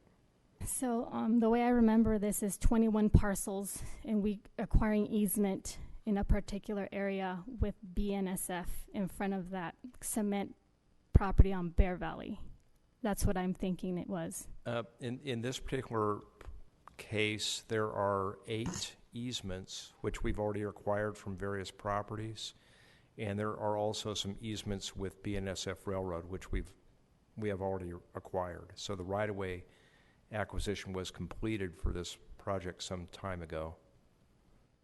And the funding from this comes from Measure I, and is it half and half, or we have to provide some and then they give us some? So one of the funding sources would be a highway bridge program federal grant. The other funding sources would be our own Measure I. I'm sorry, the other funding source would be the SBCTA Measure I, the Major Local Highway Program, and it would be matched with our road development impact fee. We would not have to pay our road development impact fee initially, but ultimately it would have to be used as a match. Thank you. No? Yes, Mr. Cox, you were going to wait for me? I was going to wait to see if there's any questions on the funding, and there's not, so. Thank you. I need a motion and a second. I will so move staff recommendation, Madam Chair. Second? Motion made by Councilmember Cox, seconded by Mayor Garcia. Any further comments? All those in favor? Aye. All those opposed? Motion carries unanimously. Item D9, Measure I, 5-year capital improvement plan revisions. Madam Clerk, read the recommendation. That the City Council revise the Measure I 5-year capital improvement plan for fiscal year 2018-2019 to add the following 3 items and amounts to the plan: Seneca Road and Hesperia Road Storm Drain Improvement Project number 61029, $63,135. Mojave Road East Trail Traffic Signal Project number 62030, $931, and Engineering Services Categorical Project $48,990. Thank you. Any questions of staff by council members? Just one question. Is it possible, since I speak for myself, being a newly elected individual here. What is inclusive in the 5-year plan? I know that this is 3 additional, but I don't know what the original plan was. Could you possibly just briefly state something regarding that? Yes, I'd be happy to. We didn't attach the plan that was approved. Maybe we should have attached that for reference. But what is included in the plan, it's supposed to be for 5 years, and it is supposed to include, especially for the current fiscal year, every expense that the city has in Measure I, which would include all of our capital improvement projects. It also includes what are called categorical expenses, and those include our operations and maintenance for functions like traffic signal maintenance, signing, striping. There are some traffic engineering charges, and so it's basically everything, every budgeted expense that we have for Measure I should be included in that plan. Would it be possible for us, or for myself, to get the original 5-year plan, so for information purposes? Yes, we can provide that. Thank you so much.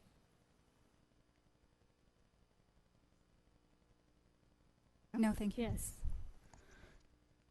So I'm looking at the storm drain improvement program. I want to understand, what did it take for this to even be a project within the 5-year plan, in context with, we have an area in front of Davis Doris Park where multiple deaths have been caused due to flooding, but this is not part of the 5-year plan. That's my first question. My second question is, I'm looking that we have also Mojave Road East Trail traffic signal. What the process was in getting that particular item, and that's in context with having several deaths on particular streets in the city of Victorville where no street lighting or no traffic signals will be invested in unless you have at least 4 deaths.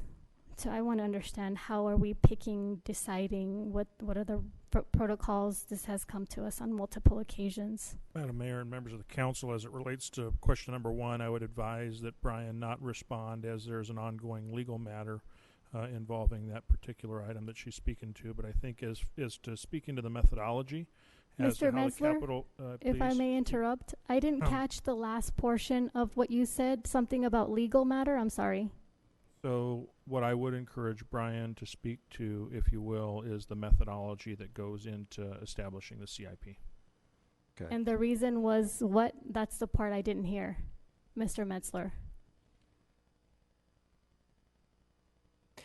So, yes, we do have a methodology for prioritizing our capital projects, and in particular for road projects, for pavement projects, we use basically a benefit cost ratio for the major capital road projects, and that's for pavement rehabilitation.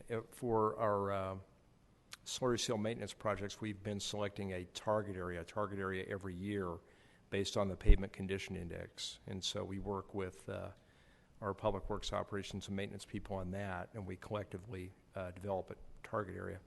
So that covers the road priorities. For drainage projects,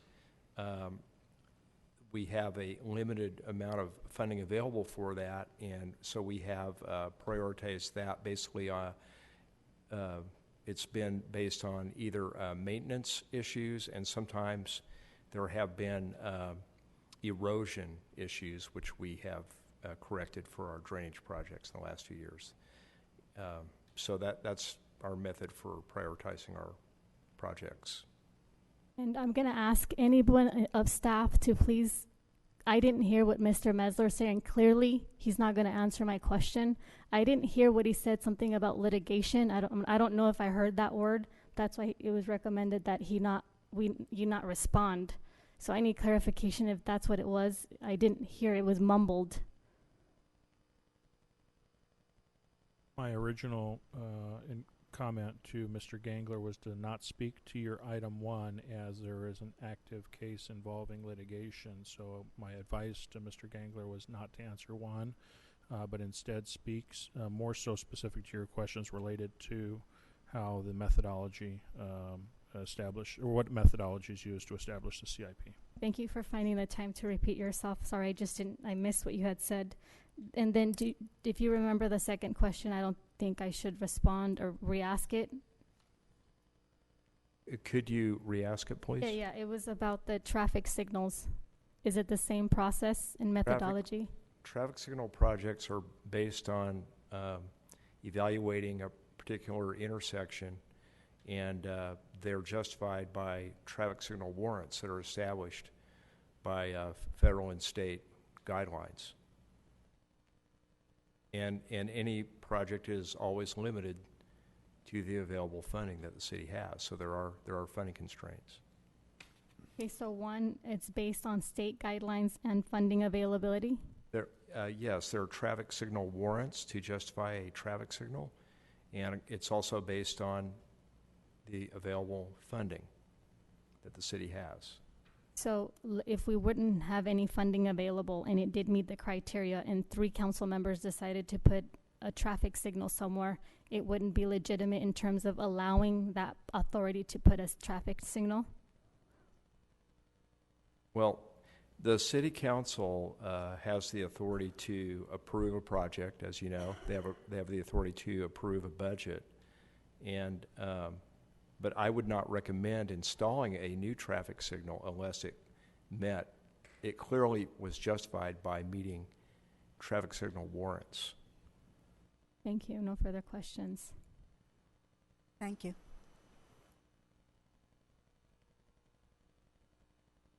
I do not have any speaker cards. I need a motion and a second. Yes, Madam Mayor, I move that the council take action in accordance with the recommendations set forth on the agenda. Second. Motion by Councilmember Jones, seconded by Mayor Garcia. Any further comments? All those in favor? Aye. All those opposed? Motion carries unanimously. Item D10, La Mesa Nisqually Interchange Environmental Mitigation Agreement with Rivers and Lands Conservancy.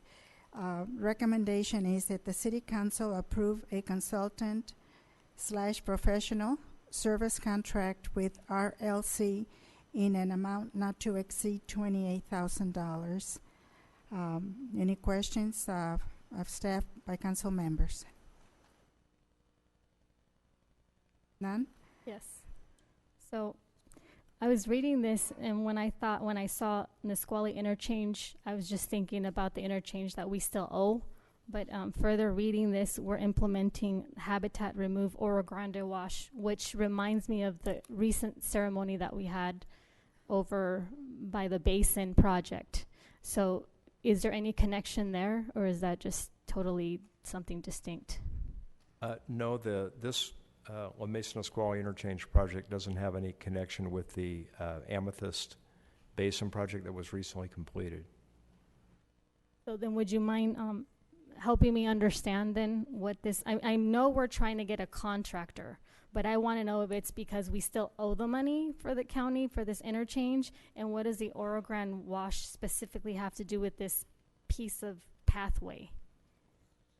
So when the interchange was constructed, it removed habitat from the Oro Grande Wash, and there were 3 environmental permits that we had to obtain to construct the interchange.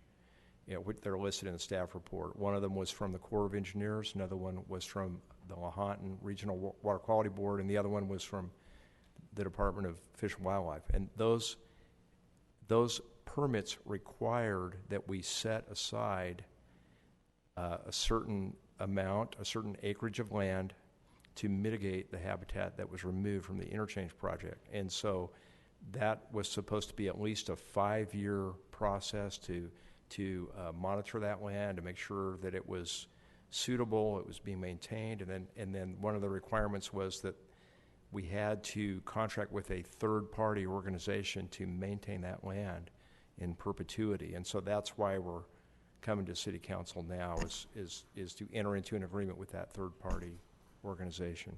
Thank you for that clarification. Go ahead, Jim. I think I heard the question, do we owe money to the county? Why would we owe money to the county? I hate to leave these things hanging out there when they have no talking about. We don't owe money to the county. It wasn't a county project. It's a city project. Things have to be answered. Sorry about that. She has an answer for that. She doesn't hear me. Thank you. I think that's all we had. This I move time, the I item do as not have any recommended by speaker staff. card. Therefore, I need a motion and a second. I move the item as recommended by staff. Second. Motion by Councilmember Gomez, second by Councilmember Cox. Any further comments? All those in favor? Aye. Aye. All those opposed? Motion carries unanimously. Item D11, purchase of a 2020 Kenworth T370 truck with Peterson TL3 grapple loader. Madam Clerk, read the recommendation. That the City Council award National Auto Fleet Group the piggyback purchase of a new Kentworth T370 truck with Peterson TL3 loader and model HDX 1824 body in the amount of $199,011.90 under the National Joint Powers Alliance, now known as Sourcewell, contract number 081716 NAF, as budgeted for in the fiscal year 2018-2019 capital improvement project budget. Thank you. We have a presentation. Yes, Madam Mayor, thank you. Good evening. Good evening. We do have a couple of pictures and a short video clip we wanted to share this evening just to give you an idea of what we are proposing to purchase. If you're anything like me, you won't necessarily know what a grapple truck, or it's also referred to as a lightning loader, what that may be. So we did have the opportunity to arrange a demonstration to come out to our public works yard in March of this year. So that's what you see pictured here is the grapple truck itself. And this is our very own John Garcia. Following our visit to the public works yard, we were able to actually take the piece of equipment out into one of our areas that is commonly known for illegal dumping and give it a try. So you can see he's grabbing a large item, which is what this equipment is intended for, to assist in loading those items more efficiently. Currently, those, as indicated in the staff report, are loaded into a rear-loading trash truck and compacted, so we are limited on capacity, and it's very hard on the equipment. So this is a much more efficient way to do things. And while we were out there, I didn't get to stay the entire time, but they told me, let's really put this to the test. So let's pick up a boat. And believe it or not, there are quite a few boats that end up out in our desert. So this is just a short video clip to give you the idea of what this piece of equipment can do.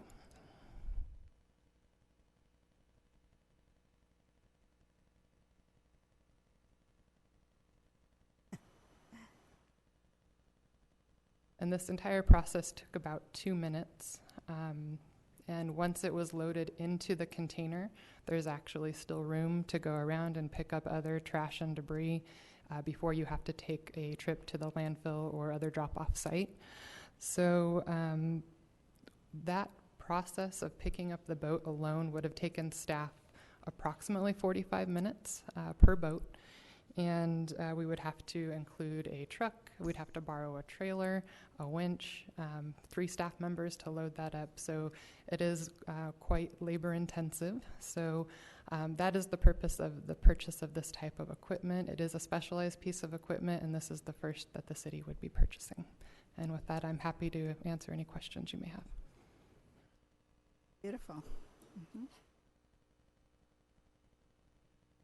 Do we have any questions? Anyone? Yes. I have only one question. How did the boat get out there? It does take quite a bit of effort to get those items out into the desert, but your guess is as good as mine. I'm sorry I asked that question, but I had to ask.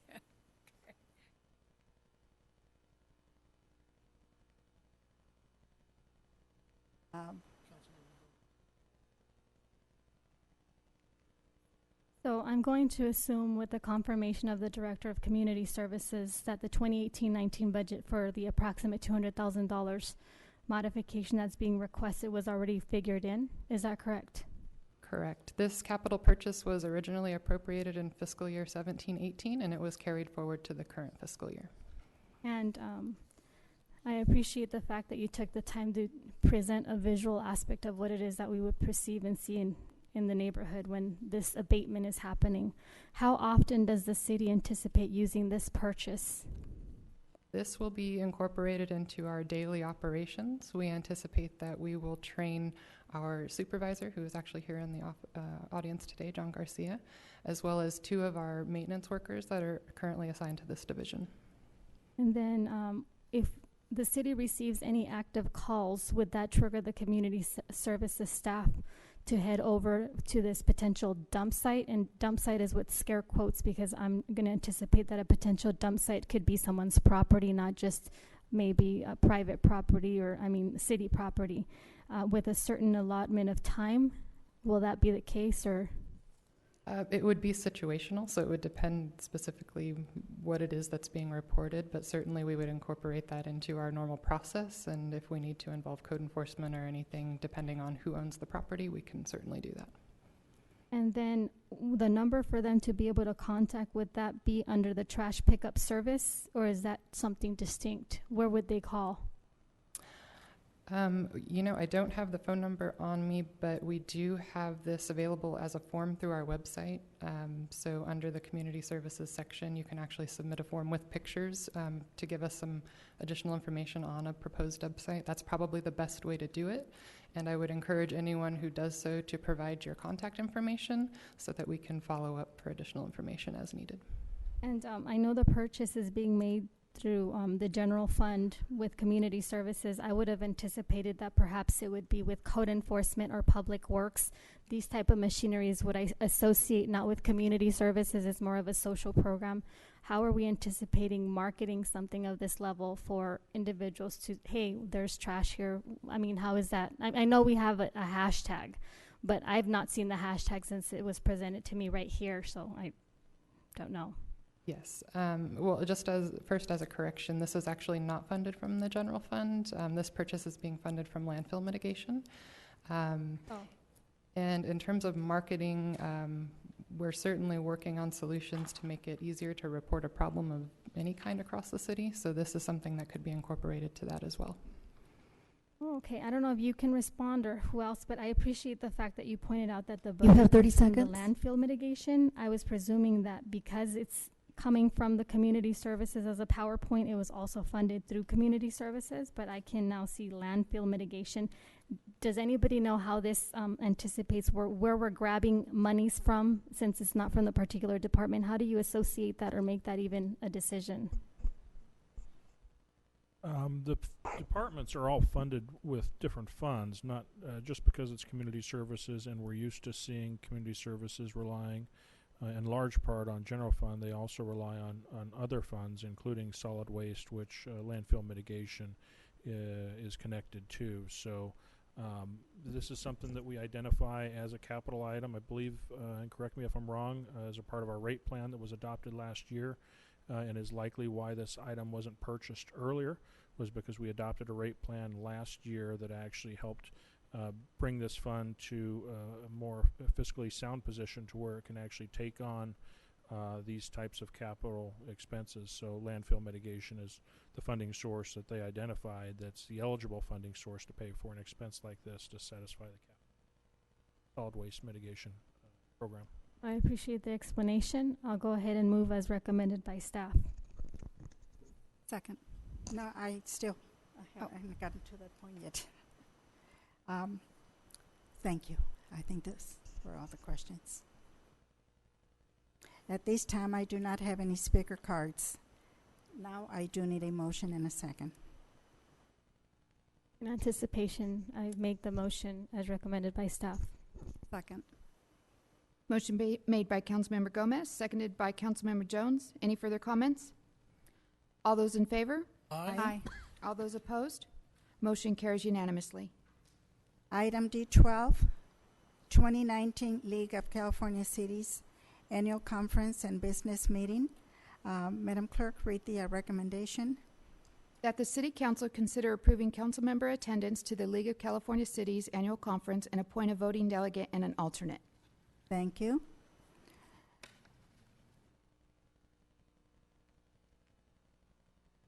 Ms. Jones, did you want to present this? Yes, I appreciate it. Thank you, Madam Mayor, and thank you to my colleagues for allowing this matter to be placed on the agenda.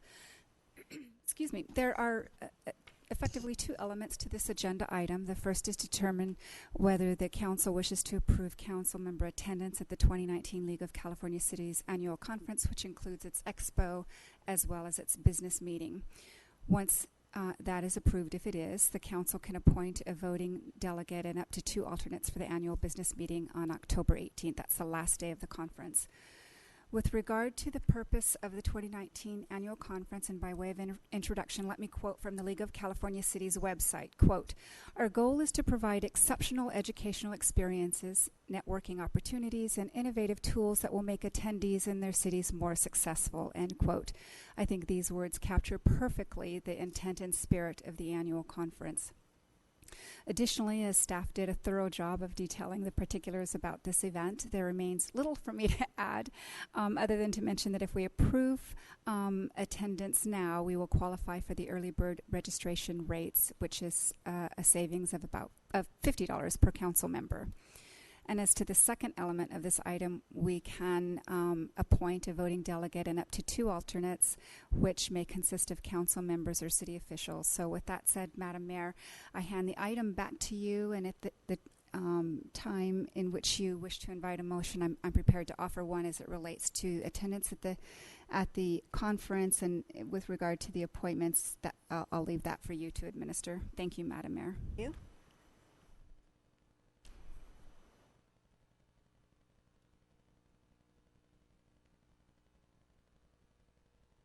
At this time, I do not have any speaker cards on this item.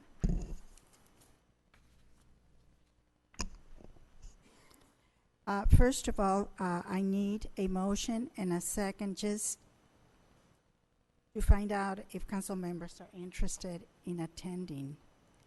Yes, so Madam Mayor, I move that the council take action to approve council member attendance at the 2019 League of California Cities Annual Conference being held October 16 through 18 at the Long Beach Convention Center. That was your motion? Yes. Okay, I'll second it. I have a motion by Councilmember Jones, seconded by Mayor Garcia. Any further comments? Repeat the motion, please.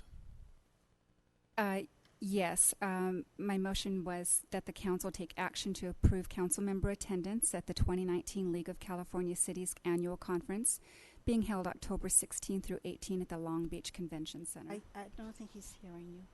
Oh, can you not? Members to attend? I don't know. Yes, council member attendance. The council members attend. Okay, all the council members. Yes. Okay, thank you. That's thank you. But from there, we have to select. I know, but I just wanted to make sure. Thank you.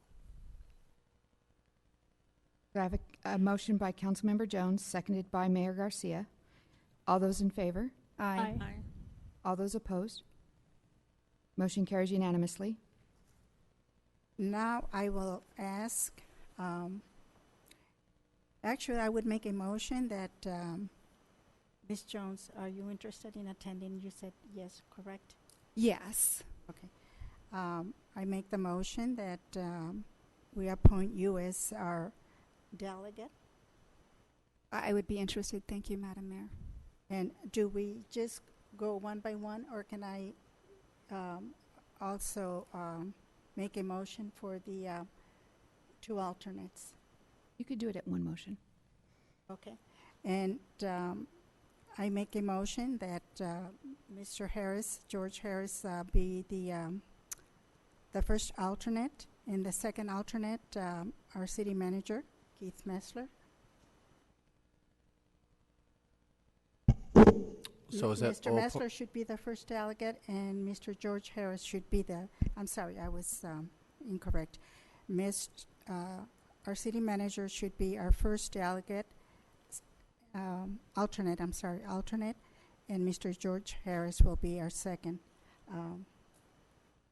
So for alternate. clarification, that's all one motion, the motion being to have Councilmember Jones be the delegate and to have Mr. Metzler be the first alternate and Mr. Harris be Correct. the second alternate. Correct. In And that order. I'll make a subordinate motion to have the delegate to be Mrs. Jones, and I'll be the first alternate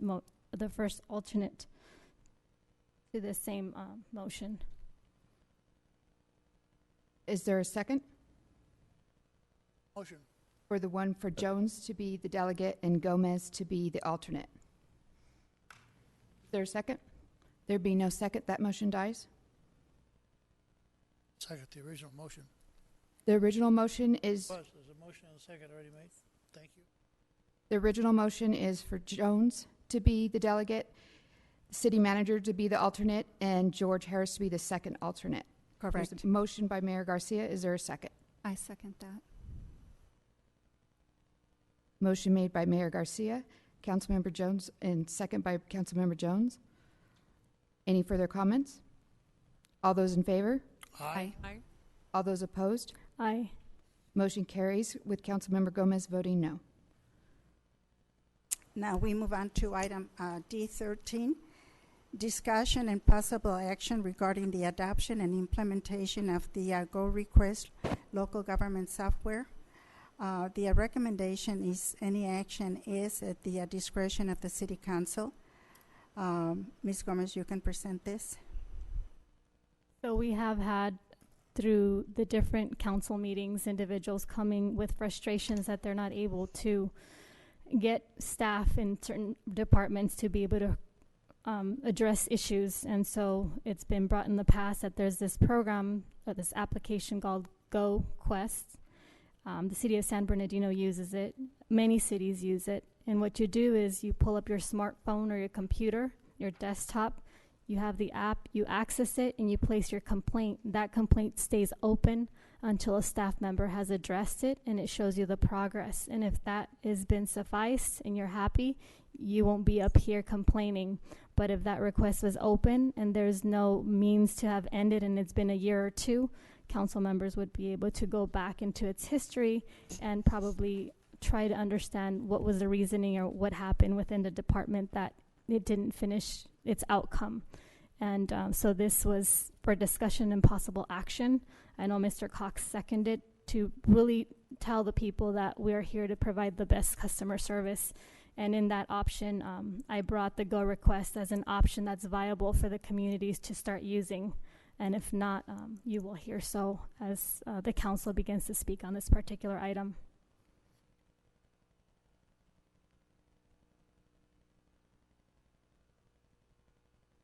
I do not have any speaker cards on this item.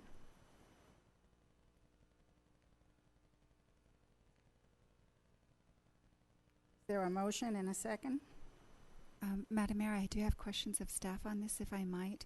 Mr. Metzler, do we have any idea as to what programming like this might cost the city? And just generally what the pros and cons are of this particular application?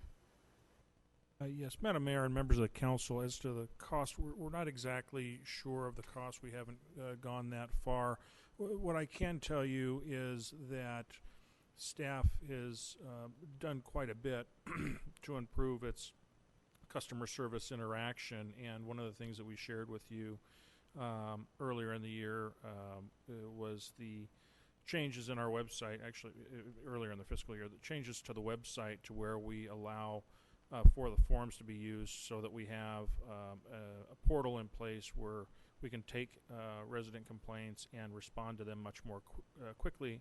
And we're able to do that because the routing of those complaints, those issues, go directly to the departments that are responsible for the nature of the complaint. We have had the opportunity to look at the Go Request item, and what I can tell you is it is a software system that really serves as a management tool to manage now better all of the complaints. And so the service is being offered under this Go Request. We've found that there are a number of other service providers out there that provide similarly natured service. So, I would certainly suggest to you that staff be allowed to continue to evaluate the different types of tools that are out there so that we can actually get a better management software to deal with our customer complaints. But that's something that we can evaluate. We can evaluate this GO request along with others to make sure that we're getting the best functionality ultimately in whatever it is we decide, the best functionality, the best service, and of course the best price. So this is one of many that are out there. Are you of the mind that this is something that the city would benefit from? Staff does believe that, in fact, our next step to better managing the caseload, if you will, or the workload, if you will, of just resident complaints. We've embraced the philosophy of embrace the complaint, and now that we're getting more and more, it actually allows us to have a management tool to be in place so that we can ensure accountability for all of our complaint-related issues. So it's something that I would encourage being allowed to continue to look into and come up with a solution that works best for staff. Comment? Yes. The other agencies that I am working with at the current time, they're all anticipating upgrading their systems because they get outdated really quickly in this day and age. They're also concerned about the response, as pointed out here, to the customer, the speed, the clarity, also being complete in the answers. What do we do now? Is the city contemplating our whole system upgrade or just making amendments to it? And this or similar kind of system, would that be a part of the overall upgrade or in addition to what we currently have? It's our current view, given some of the things that we've looked at thus far, is that either it's going to be a software package that could be web-based or something that's just a totally separate software package that can operate independently. I don't necessarily know that at this point, it might be too early to tell that it's going to require system upgrades. I think we see it or view it more as just an independent application.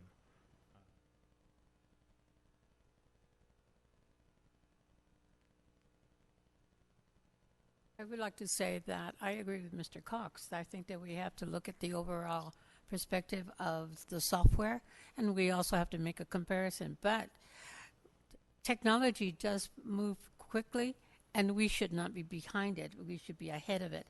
So I agree that we need to have a further study on the comparisons of different softwares that would improve customer service and the code enforcement. So I'm in favor of having such a thing because we do need it. Let us be progressive. And I might add, as a part of that evaluation, one of the things that we'll look at is compatibility with existing software programs to make sure that it ties in without bogging down or not communicating properly with the other software applications. So it's something that staff does. That's part of our normal course of business, is to look into these things and evaluate and decide what's best. And certainly hearing the support of the council, if that is the support of the council, we'll continue down that path to bring back a management tool that helps us manage the complaint-related matters better.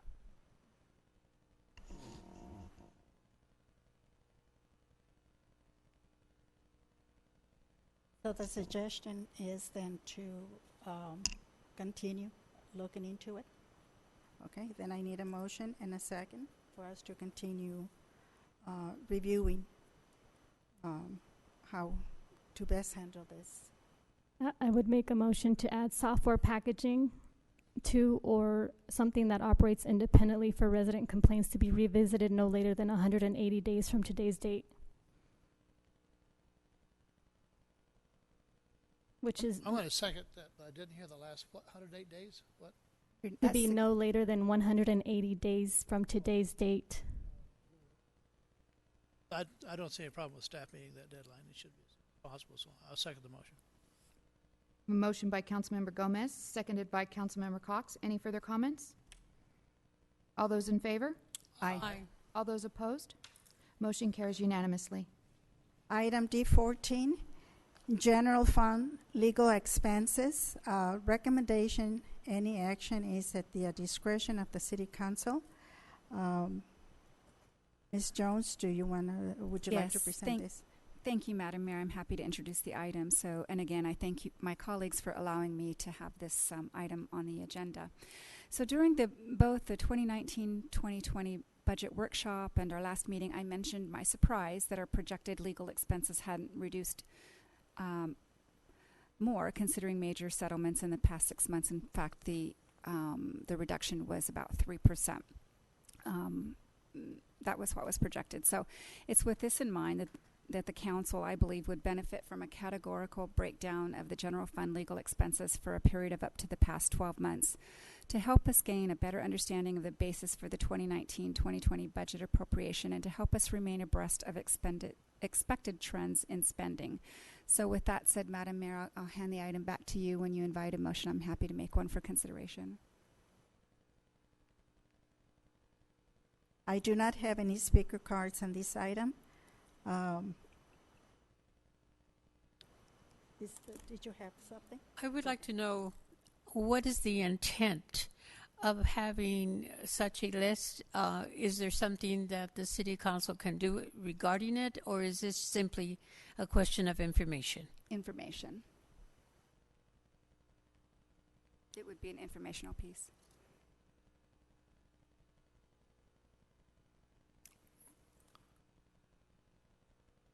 Thomas, do you have any questions? Yes. So it was an item C6 that was actually one of the questions. A few weeks ago, there was a retention fee for DeBernowski's law firm of $6,500. Today, in item C6, there was a $75,000. We're on item D14. Are you on D6? Yeah, this is legal fees. We're on D14, general fund legal expenses. Yes, these are legal expenses. Okay, we're on D14. We can go back to, we cannot go back to D6. I can contextualize using D6, and this is what I have. So the legal fees that you would see on item C6 should have been addressed here. I don't know what the fee of $75,000 was, but every time I look at DeBernowski's law firm and another particular LLC or law firm, I tend to question the amounts. And I haven't had the opportunity because in this 3-minute session, whenever I provide documentation, it doesn't get responded to me as to what these fees were for. And so this is a perfect way of establishing, not only do we have the details, but if like Mrs. Jones is establishing, provide like an itemized way or a small paragraph of what these expenses are going through or to, that would really alleviate the amounts of exuberance of these fees that are for what, and they're legal fees. I don't understand them, but they are very nerve-wracking, and I'm very, very bothered and frustrated by seeing these fees continuously.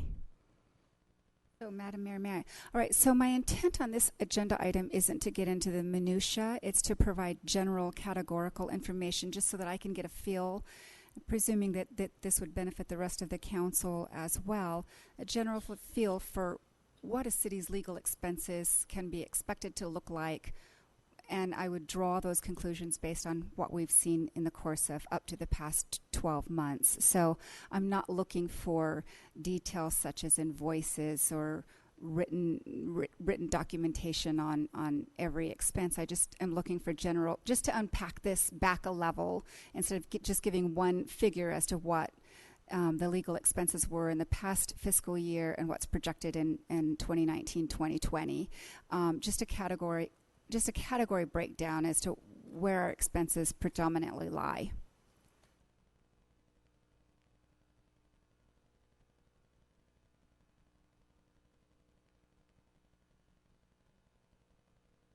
I'm happy to make a motion if you, oh, I'm sorry, Mr. Cox. Well, I do have, yes, thank you very much.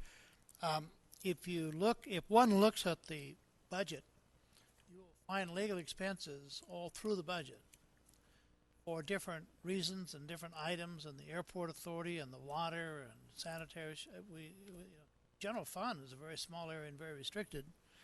So the impact of the general fund legal expenses would be minimal and probably covered in one paragraph. Is that really what you're looking for?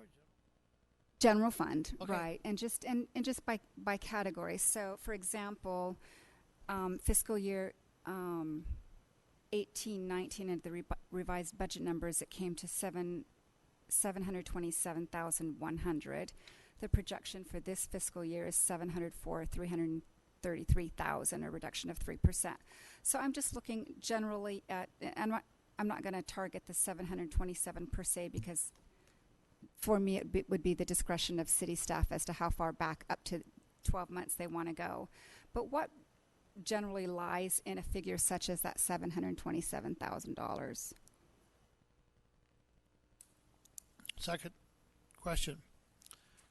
Often the city attorney submits a bill because he retains other individuals that aren't for his firm, but they're for separate firms. Want just the one billing from his firm, or for all legal expenses that Just go through his anything firm? that would be that would be posted as a legal expense.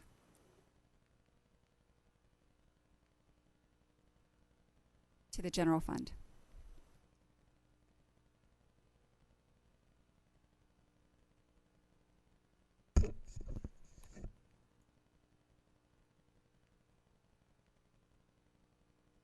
Did we have a motion? Did you? There was a motion. Did Second? we have a second? I don't have a second. I'll second. If it's not seconded, I'll second. Motion by Councilmember Jones, seconded by Councilmember Cox. Any further comments? All those in favor? Aye. Aye. All those opposed? Motion carries unanimously.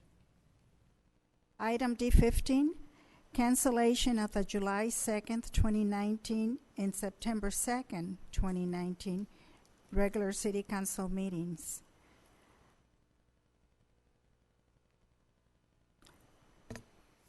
Madam Clerk, read the recommendation. That the City Council cancel the July 2nd, 2019 City Council meeting and consider cancellation of the September 2nd, 2019 City Council meeting. Thank you. Any questions by council members? I would like to know why. July the 2nd is not July the 4th. If it was the 4th, I could see us not attending. But business is business, and I don't understand why we would cancel July the 2nd. I would like to have a reason for it. Madam Mayor and members of the council, currently we're in our view of the workload and the items in front of us, we don't necessarily foresee items being required for that July 2nd meeting.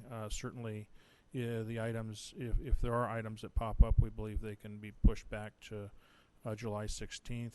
I think largely it's in response to just the holiday being in the middle of the week, combined with the fact that we do have a lot of employees taking annual leave to extend the to extend the vacation week.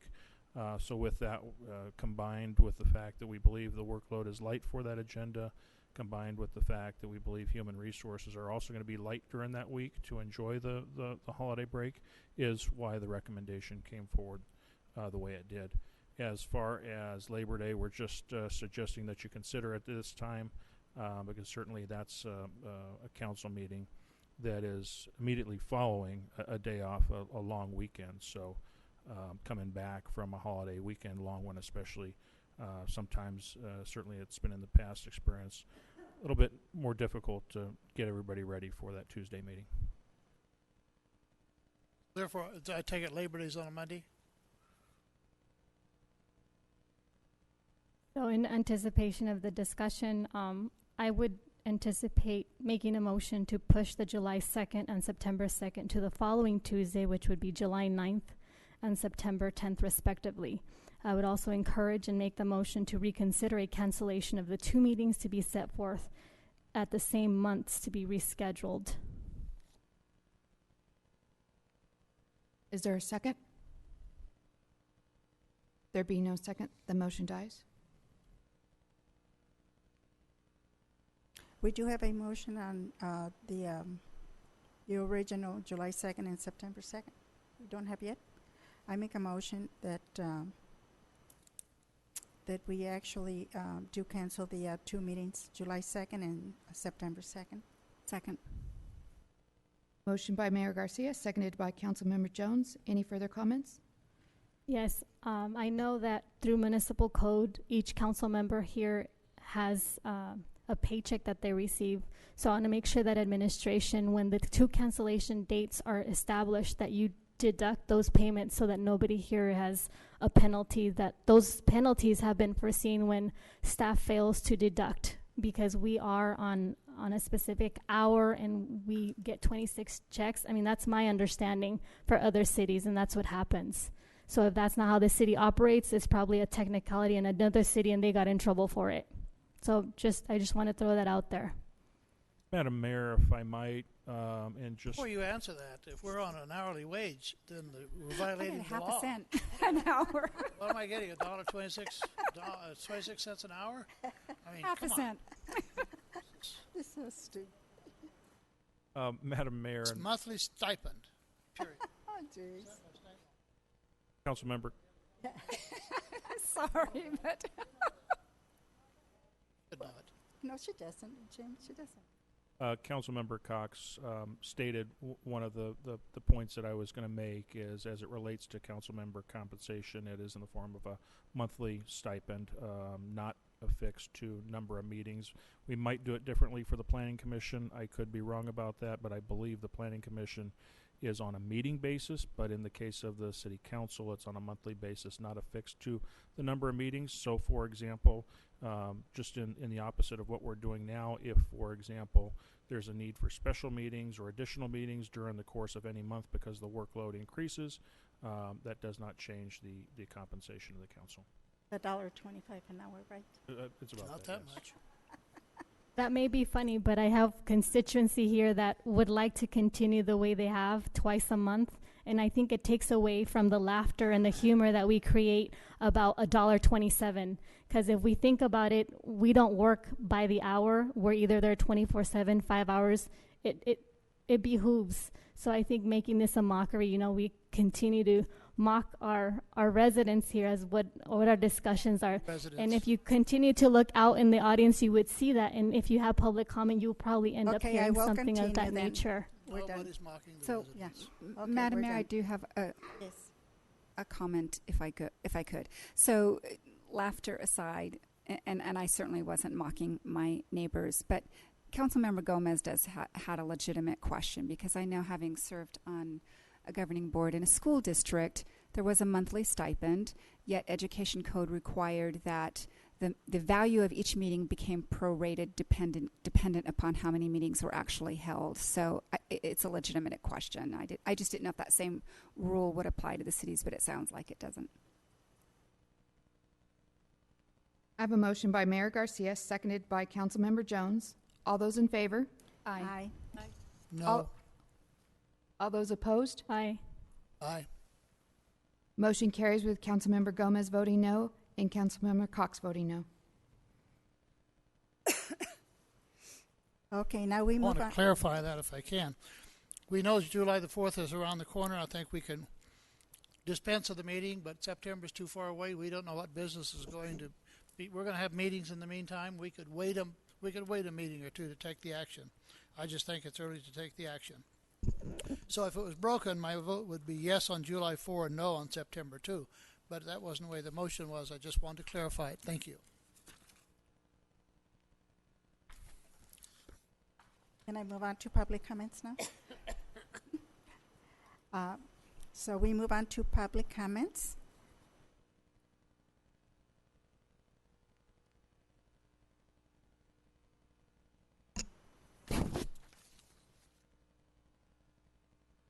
And public comments are 3 minutes.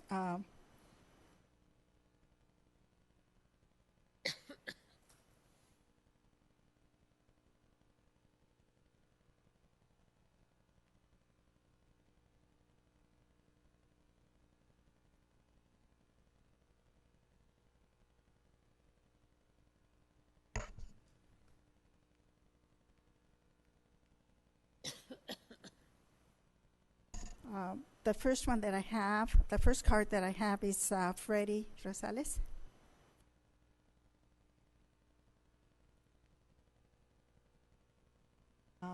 You're blocking the view. Ms. Gomez, you're blocking the view. Gomez, you're blocking the view.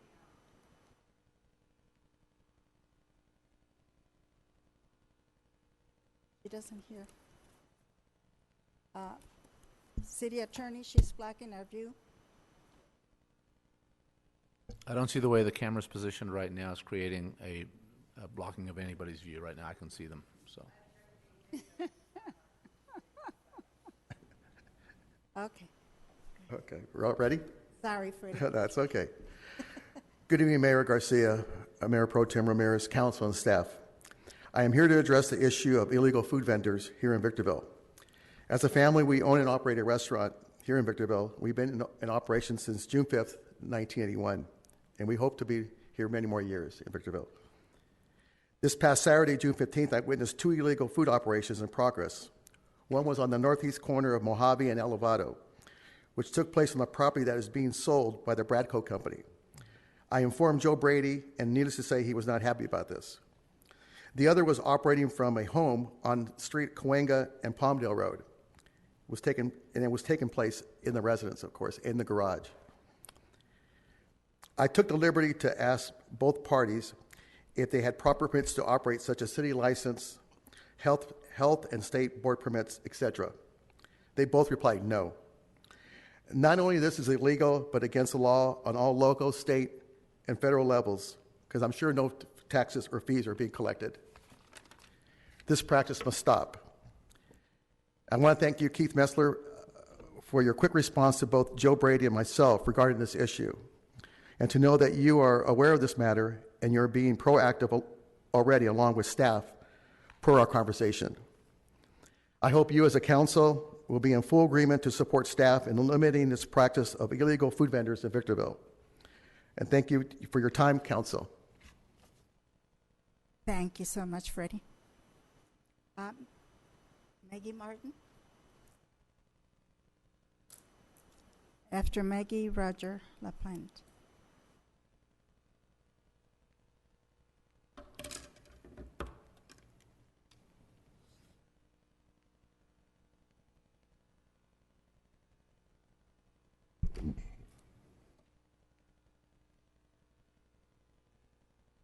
One moment, I'm sorry. I'm going to get right to it. I don't appreciate Ms. Gomez or anyone else on this council referring to Councilmember Jones or Ms. Jones, as I've heard her do this evening, or in previous times, numerous times, referring to a council member as Cox. They're council members. Each and every one of you owes that respect to one another.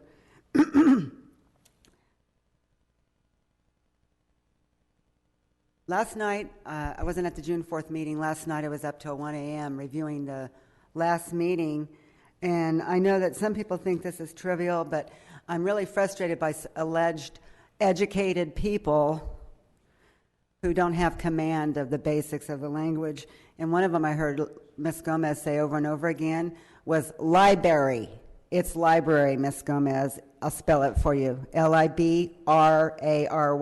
Library. So one of the things that I liked about public comments from the 4th meeting, I really loved Mr. Harriman's comment about Ms. Gomez asking multiple questions at the same time. He was a lot more gracious than me saying on occasion. It's every time. It's every time. It's almost like she's afraid if she doesn't cram it all in there, she's not going to get her spot in the sun or whatever it is. That's just absolutely ridiculous to treat people that way. Okay, and these aren't necessarily in order. Her council member comments, she was speaking in Spanish and she said, well, she has another language. That's right, she does have another language. Her second language, that's English. There you go on that one, because it is not English. Okay, so I want to remind the members of the council are still here from when Ms. Gomez started. That would be Mr. Cox and the mayor. That I warned you from the beginning. Big red flag when anyone gets up there on day one and says, I know, I heard there was going to be pushback. Big red flag for me. And what did you guys say, previous council? Well, we'll give her time and we'll try to work with you. Well, that didn't work out well, did it? And it's not getting any better. It's just progressively getting worse. Also, another thing that occurred last night was June 4th meeting. After Charlene Robinson called your 30 seconds, she continued on, not just to complete a sentence, but several sentences after. Because don't you know the universe revolves around her, and we're just riveted to our seats. Your time is up. To see her complete her comments. Thank you. Thank you. Roger.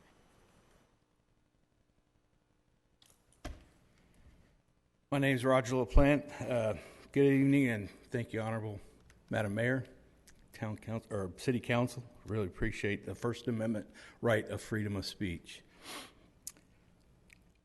I have a couple of things I want to make comments on. And first and foremost, I want to honor the 75th anniversary of D-Day 1944 with 10 seconds of silence, if we could.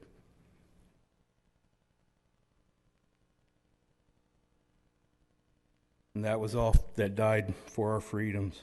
I want to invite everybody to the High Desert Veterans City of Victorville Veterans Honor Flight Program. We're having a workshop on Thursday, this coming Thursday at 6 p.m. in the City Hall. And basically the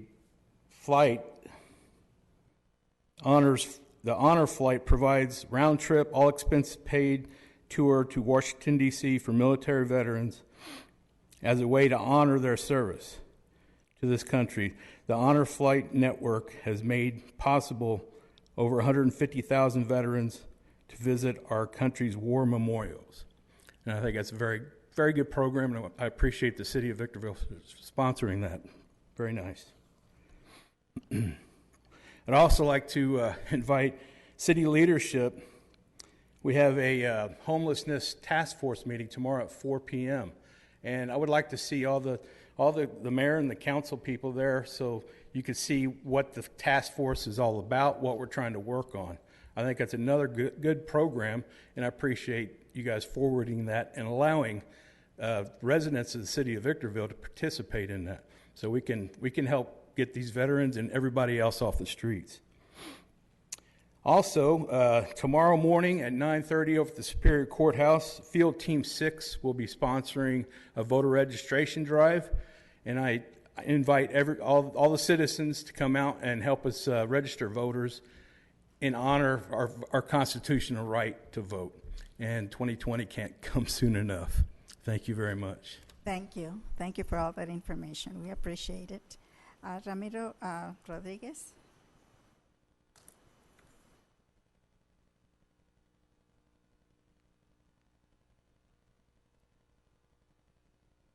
I didn't come up here and put my card up for the D14 with the general fund expenses just to see what was going to happen. I expected this long list of like the vendors and the 126 or 46 pages for the little kids funding over there in the fire department transition. Nothing. And nothing was spoken up here either. Nothing was asked. Nothing was decided. Me as a tax-paying citizen and the rest of us, we'd like to know exactly where all the money is going, how it's being used, how it's being spent. Not just, hey, we just give it to them and that's it, and that's it. Next, everything's already agreed upon. Nobody really questions anything. But the thing is, we have somebody questioning a lot of things. I don't stand up and talk because the questions are asked. I don't come here just to sit in the chair and look at some faces. I come here to learn. I came here to ask questions. And I've been sitting there for a little bit over 3 years, almost 4 years now. And every time I listen, I learn. And I have maybe the valor to come up here and ask questions and maybe embarrass myself or anger you guys or something like that. But at least I'm getting a response from somebody, and I'm learning a lot. I'm learning still right now that I haven't been answered the question to how the money was obtained for those $20 million that were used in the defense fund for the SEC lawsuit. I went to Los Angeles and I got all the papers and the lawsuits, and I read them, and it disgusted me to see exactly what the settlement was. And it was a settlement, is what it was. And that says a lot. The city settled. Didn't clear up anything. It settled because they didn't want to go to jail. That's all. But I still kept asking those questions. I'm Joe Taxpayer, or Ramiro Taxpayer, however you want to call it. And disgust of also of when somebody asks a question, put that person aside. It could be Blanca, it could be Ms. Jones, it could be Ms. Ramirez. But the thing is, it has to be said, because if not, then we're wasting our time. Why do we even vote? You guys just elect yourselves, spend all the money what you need to do, and that's it. But there is a little bit to be achieved in chaos. And thank you very much for giving me this time. And just to let you know, the Constitution of California, written in 1849, it's almost over my time, in 1879, was written in Spanish and translated in English. That's the Constitution of California, written in Spanish and translated in English, not vice versa. Thank you. Deanne Hudgens.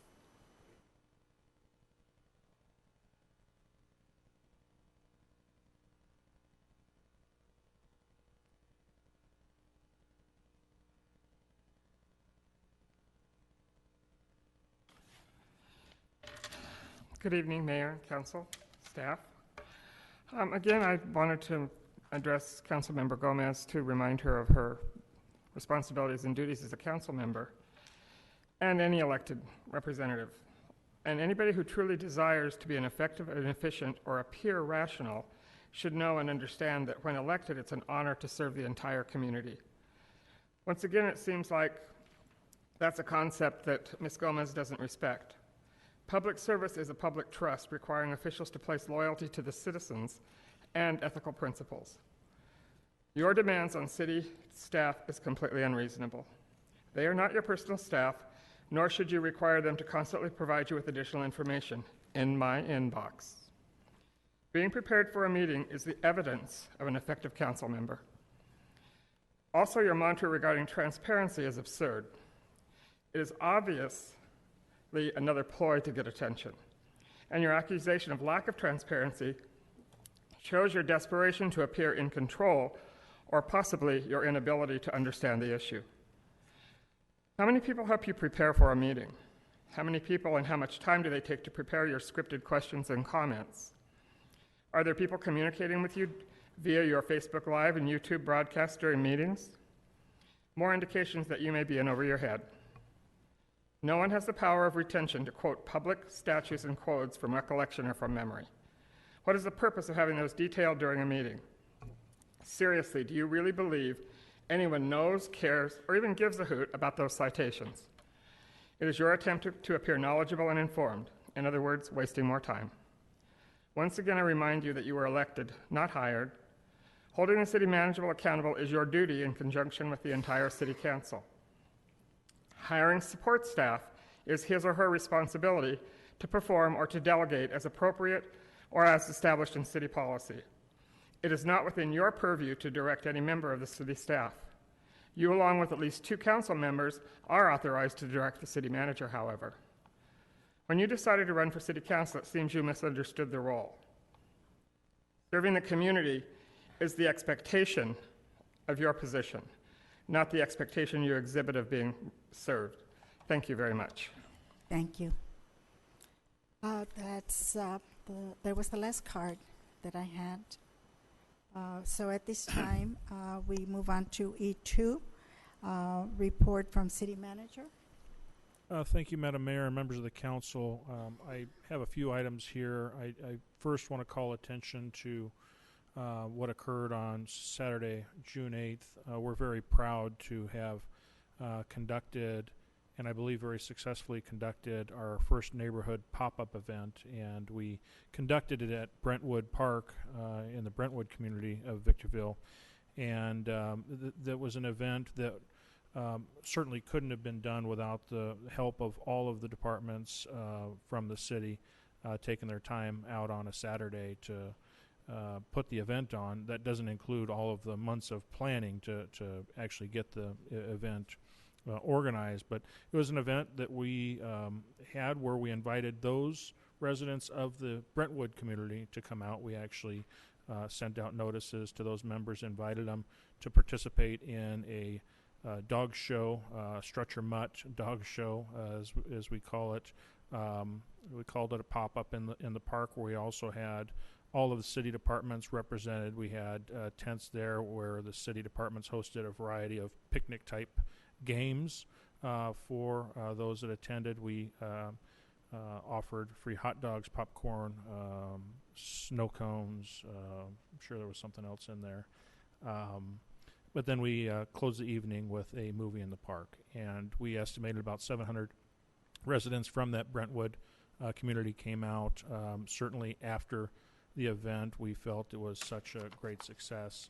We used it as a test measure to see if we wanted to do it again, and we certainly believe there's a demand from your residents to do those again. So we're planning another one for August, and we're just starting the planning stages for that event. We haven't chosen the park yet, but we'll likely do something similar and perhaps include live entertainment with a band of sort. And the goal there is really to start going into the communities, bringing the departments to the communities so that there's a direct connect, trying to establish more of a direct connection with the residents. So to the extent there are issues, we want to be the first to know about it so we can address them as soon as possible, and just establish a more personal relationship with our residents. So we'll keep you in tune as to when and where that next event will be.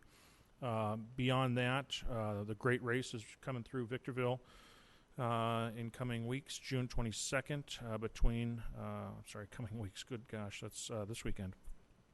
Between 12 and 3 p.m., they're going to be taking a route from, they're going to be starting in Riverside, taking a route up the 15, exiting at Mojave Drive, and traversing eventually to get to the Route 66 Museum on D Street. It's a free event. There's going to be parking at the Transit Center, and they're expecting 120 vintage cars to be rolling through every minute. It's an event that actually drives through Victorville and eventually makes it up, I believe, to Tacoma or Seattle. Tacoma, I'm sorry. We have another event that's hosted here at the city. It's Honor Flight Workshop. It's Thursday, June 20th at 6 p.m. All military veterans are invited to join us for Honor Flight Workshop. This would be an opportunity to learn a little bit more about how veterans can be a part of an all-expense-paid trip to Washington, D.C. to tour our country's war memorials. We have our 4th of July fireworks show coming up. That's an event that we sponsor as the city. It's an event that'll be held at, as usual, the San Bernardino County Fairgrounds, starting at 9 p.m. Admission to that, and parking is free. We also have a blood drive coming up Wednesday, June 26th, 9 a.m. to 3 p.m. We also have a Hogwarts pre-registration quiz now open for upcoming Harry Potter event. That's at the Victorville Library. They're always doing something fun and exciting over there on June 29th. Then I have some development activities. I'm just glancing through to see if there's Cardenas. Grand opening is tomorrow, 10 a.m. They've actually already been open for a couple days. Go check them out if you can. I've experienced Cardenas already, and they're pretty impressive in what they're offering. I can keep going, trying to see. Let's just go with that. That's all I have to report at this time. Thank you. Now we move on to E3. And this is council members' discussion and possible action regarding items for the upcoming city council agenda. And this is a 3-minute time limit.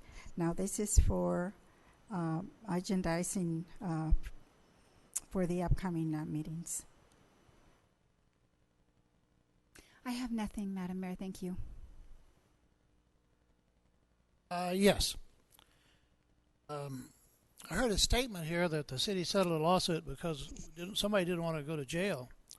There's not a single person here that was available or voted on the bond issue. So I think under 54954.2 subsection A subsection 3, totally misleading false statements were made, and I'm requesting staff and the attorney under the Brown Act to place it on the next agenda and clarify these statements. We have a agreement. We discussed. We are restricted about what can be discussed, not because of our request, but because of the SEC. But when you have someone saying we made an agreement because we want to avoid jail, it's either a terrible misinterpretation of the facts or somebody's just flat lying, and we have to tell the public the truth. I'd like to have this on the next agenda. 54954.2, subsection A, subsection 3, to clarify statements made to the public. Second. Motion by Councilmember Cox, seconded by Mayor Garcia. Any further comments? All those in favor? Aye. All those opposed? Motion carries unanimously. Gomez, do you have anything? Yes. To the lovely female speaker who came up to the podium, who wishes to have my ideologies to be aligned with hers. I didn't grow up in your era, and I didn't grow up in your culture. I'm going to be my person and my identity and represent the people as I best see fit. It's a selfless act that I've committed and I'm engaged to. I would recommend that you, when you speak behind the podium, cite your sources, please. I like to have it look at them. E2 agendizing. Is this to agendize something? No, it's not. I'm sorry. Yeah, we're on E2. Okay, no, I don't have I mean anything E3. to agendize. Thank you for Yeah. correcting me on that. Yeah. Okay, so we're agendizing items. Did you have anything to agendize? No. Okay, then we move on to E4. You can go ahead and speak now. So to the lovely female who is speaking, I'm sorry I didn't grow up in your era. However, if you cite your sources, I'd be interested. And next time, instead of hiding behind the podium, I won't bite you. I can bring someone, you can bring someone. Talk to me directly. Believe me, I will listen to your concerns as well. To you and anybody else's as I've continued to do so. Quiero también darles de saber a la comunidad que tenemos un equipo velando por nuestros derechos, nuestros privilegios y nuestros bienestares como comunidad. Yo, como su representante, Blanca Gómez, he estado en su vecindad haciendo saber cómo la ciudad está para escuchar sus necesidades y sus quejas. I'm happy to communicate that there's a team of residents looking out for our community as a whole. Being out in the community has and continues to be very pleasant. As a matter of fact, Mendez versus Westminster was a catalyst to Brown versus Board of Education. Ramiro and I had the honor of meeting Silvia Mendez and council members from the city of Westminster. We acknowledge that the 2-mile trail commemoration to the Mendez family is something that we will shortly see in the city of Victorville in the high desert. I encourage everyone of you to search Mendez versus Westminster. This is what the high desert will see in its near future. Gracias y buen día.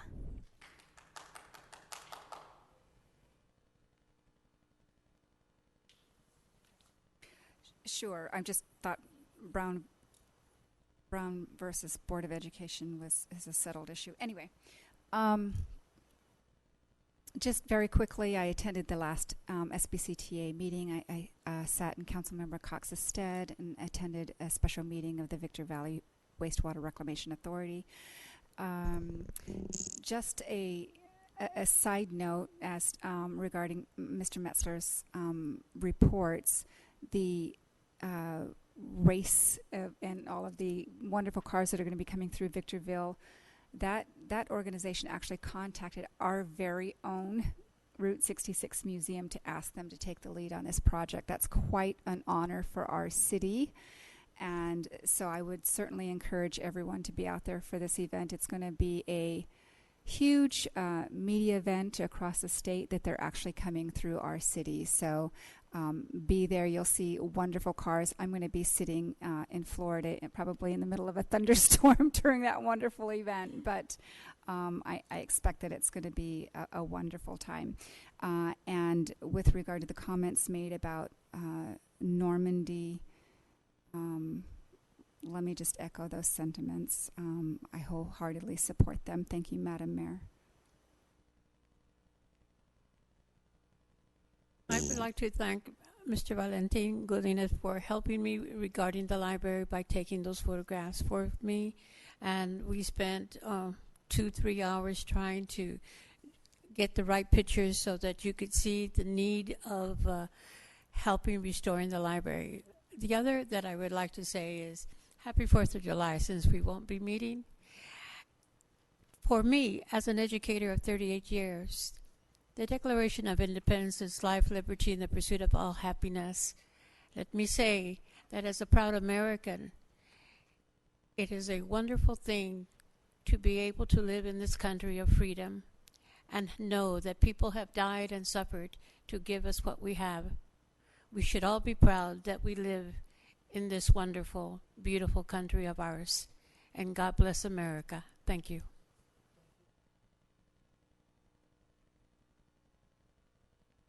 I do. On June 13, I attended the ribbon cutting for the Amethyst Basin project. This project took 10 years in the making. It covers 27.4 acres. The $9 million project is intended to regulate water flow when storms hit this area. This has been a cooperative effort between the San Bernardino County Flood Control District and the Mojave Water Agency, the City of Victorville, and California Department of Water Resources. This project is designed to handle a one-year storm, a 100-year storm, correction there. The basin will capture peak storm flows and release them at manageable rate to protect property and road crossings downstream of the basin, including Interstate 15. The Amethyst Basin brings tremendous benefit to the community of Victorville through improved flood control, increased safety, and the recharging of our groundwater supply, which ultimately increases our potential for future development. I want to thank the San Bernardino County Flood Control, the Mojave Water Agency, the Department of Water Resources, and our City of Victorville for the interagency collaboration and investment of manpower and resources that made this capital improvement a reality. Really, this is a tremendous, great project that was completed, and it's amazing. I would recommend for anyone that would like to at least see it, just drive out there, and I think they can only go so far in into the area, but anyhow, it's something that's really amazing and worthwhile seeing. And I think that covers everything. Nothing else before this council. This meeting is adjourned.